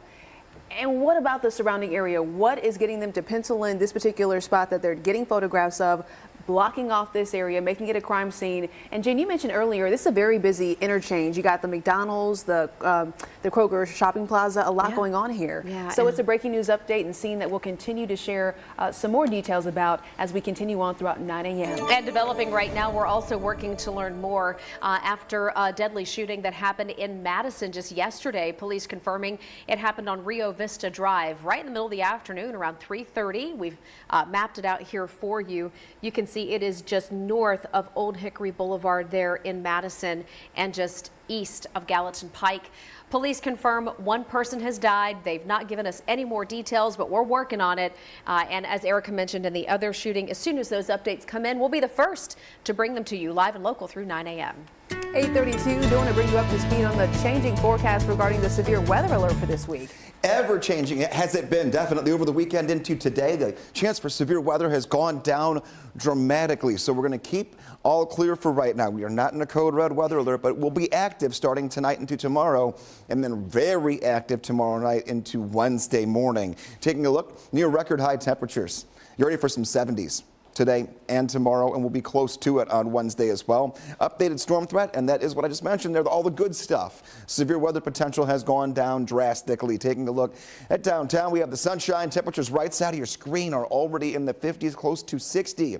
So we'll call these some spring storms that move in. Tomorrow, a very low impact, but this evening, into portions of tomorrow, there will be little pop-up hit and miss showers and weak thunderstorms, more dry hours than rainy hours, and not looking as severe, which is good. Watching though very closely to the timing of this, the main band of rain going to move in right around midnight tomorrow night and track out of here the first half of your Wednesday. Breakfast this morning, not looking bad though. 61 degrees at 9 o'clock, 69 degrees will be your temperature at 11, and then 72 at noon. Find an excuse to get outside at some point this afternoon, and you will be happy that you did. So this is what we're watching for Wednesday. The lowered threat, still expecting rain, and we're going to be gusty as well. Wind gusts will be up near 40 miles per hour for Tuesday and Wednesday in the forecast. Look at those high temperatures on the left side, 76, 77, 70, 28 overnight. No misprints there. We're going to go from 70 degrees in the afternoon on Wednesday to the 20s overnight. So don't put away the winter coat just yet. You're going to want it on Thursday morning and on Friday morning. We do recover just in time for the upcoming weekend, where we have temperatures that go back into the 60s to near 70 degrees for Saturday into Sunday. Okay, Greg, thank you very much. Let's talk steer clear traffic and primarily your commute from southeast of town this morning. It's been the biggest headache. One of the main reasons is this crash at I-24 at I-440. This is inbound to Nashville.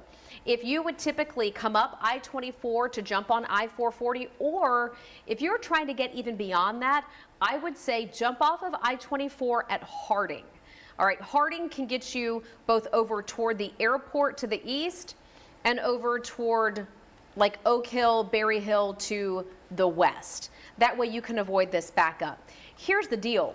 I think we've got another crash. TDOT has just turned, yeah, we do. TDOT has just turned their cameras to show us something here at I-24 at Harding.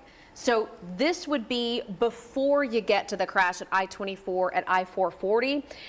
This is causing an even bigger backup along I-24 and that commute.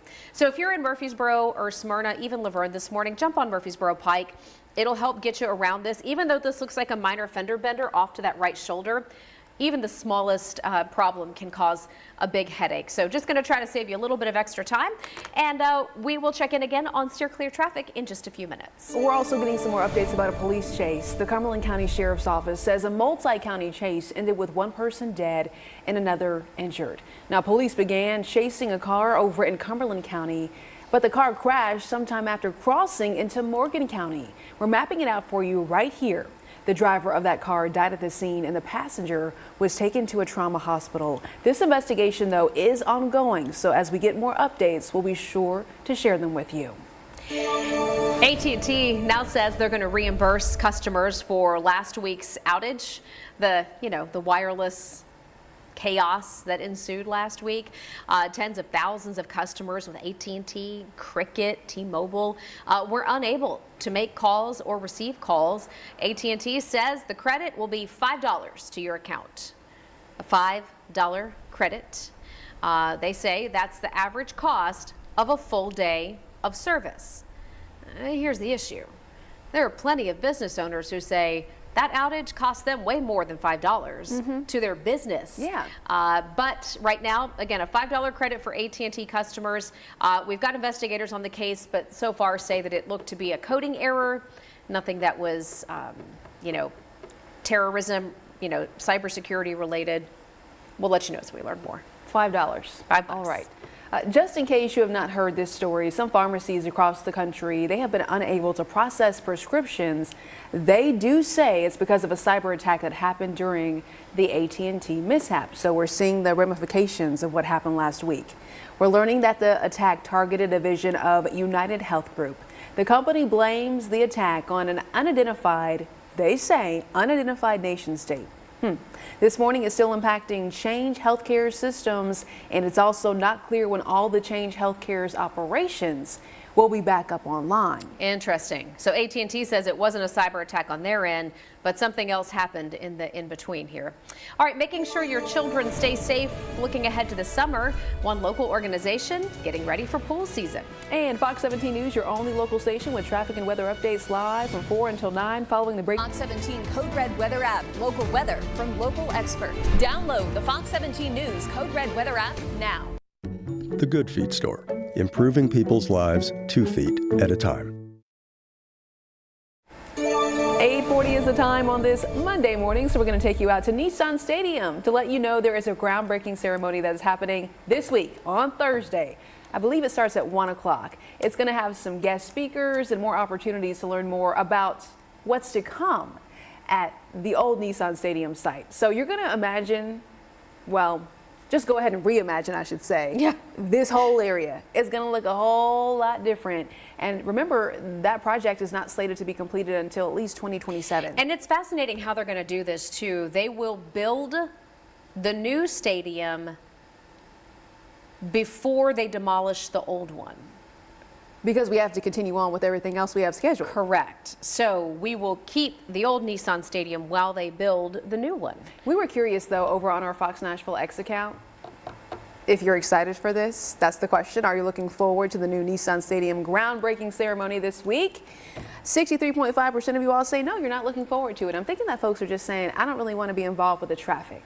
And if you're on that front, don't worry. We're going to stream it on our Fox Nashville Facebook account so folks can get involved that way.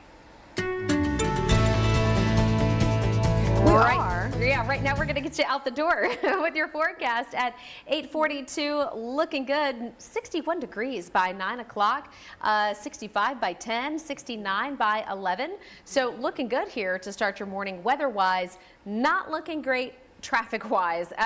I'm curious as to why it's taken so long to get this one crash cleared. Let's take you there now and steer clear traffic to I-24 at I-440. If we can go ahead and pull up the steer clear traffic system, we will let you know how things are shaping up.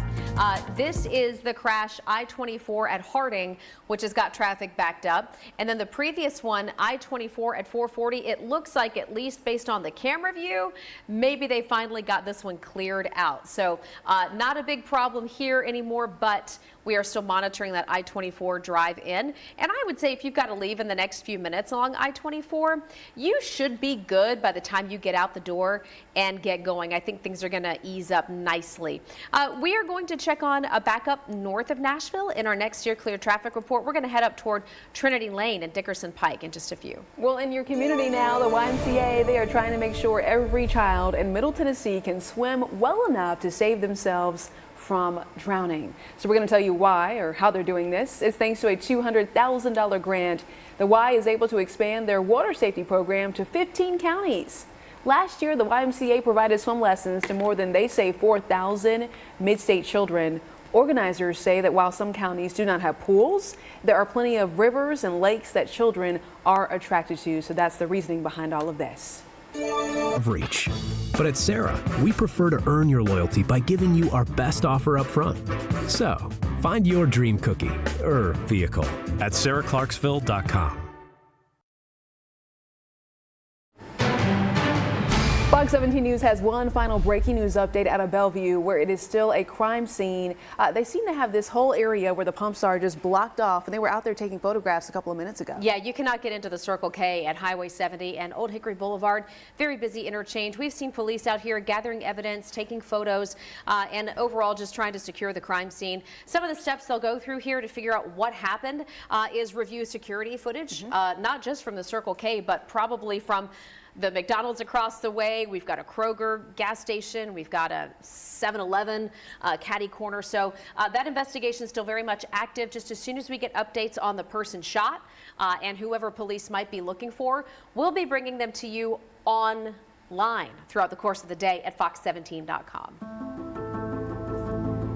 A Christian organization that has sent more than 11,000 students to Israel just completed another trip. This trip, though, different, with the situation in Israel being both tragic and dangerous. Fox 17 News' Dennis Ferrier speaking with a Middle Tennessee woman about her experience in this morning's Ferrier Files. Jessie Peters grew up in Franklin, but she has always had a heart for Israel. This morning, that heart is breaking. Passages is a program that sends Christian students to Israel. Thousands of students over the years. The idea? Connect those students with their faith, help them understand Israel's sacred place in the world, and show them firsthand why it's important to support Israel. Jessie Peters is just back from the trip, not her first, but by far the most memorable. I really have never seen that many Israelis like full-on breakdown crying before. Like, you can just feel how different the atmosphere is. It's very dark, it's very sad, it's very confusing. And I think they're feeling the weight of that in a way that they, at least the generation who's alive now, has felt before. Peters is 25 years old and at a loss why so many young people are against Israel or neutral. She says, if you just think for yourself, this is obvious. It's terrorists trying to erase the Jewish race. My generation is not pro-Israel, unfortunately.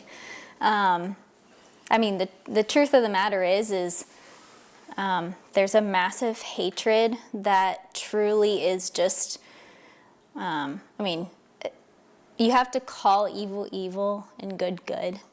And I don't think that our generation really has a grip of that, of what is evil and what is good. I think that we have feelings.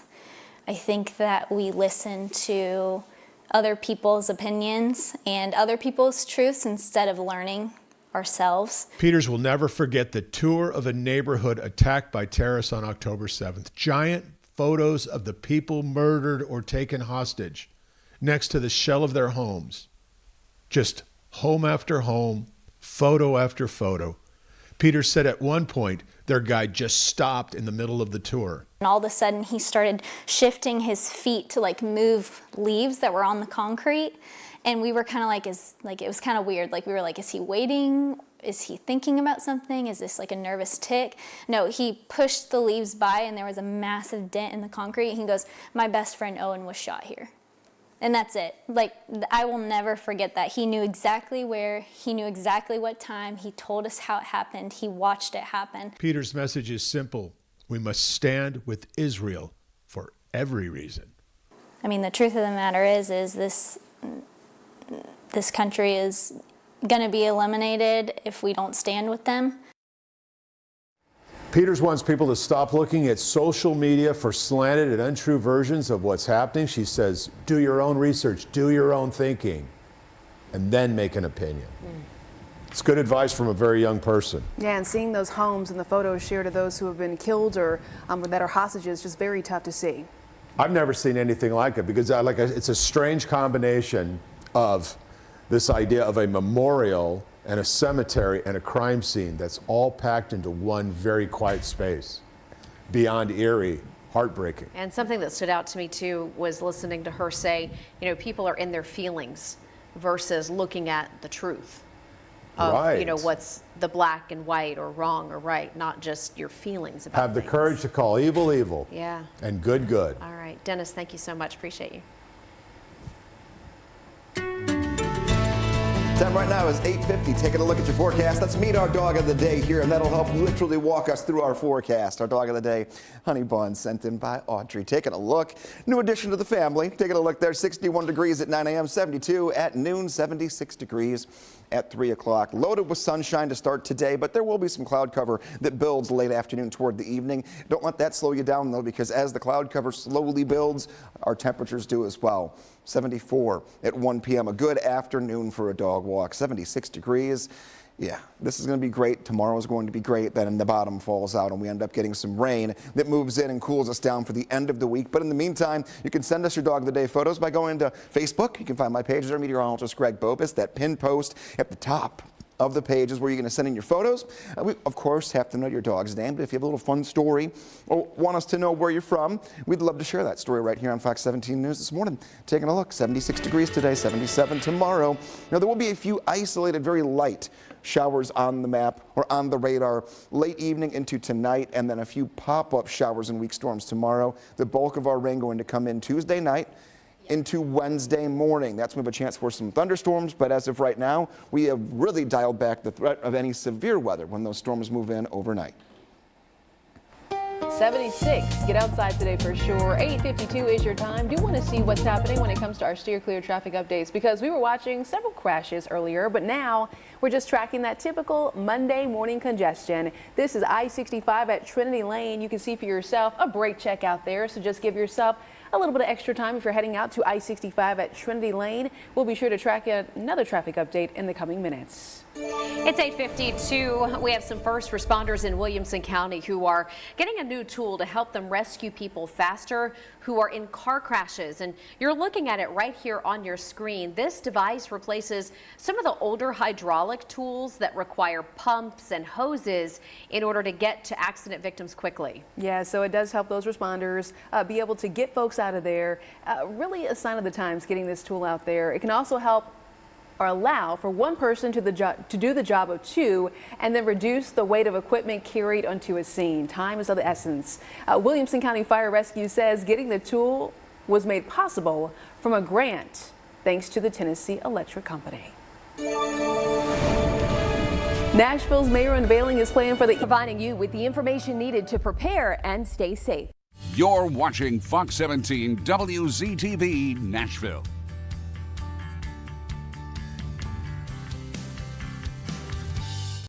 The Fox 17 Code Red Weather app, your first line of defense when severe weather threatens. Download the Fox 17 News Code Red Weather app now. You're watching Fox 17 WZTV Nashville.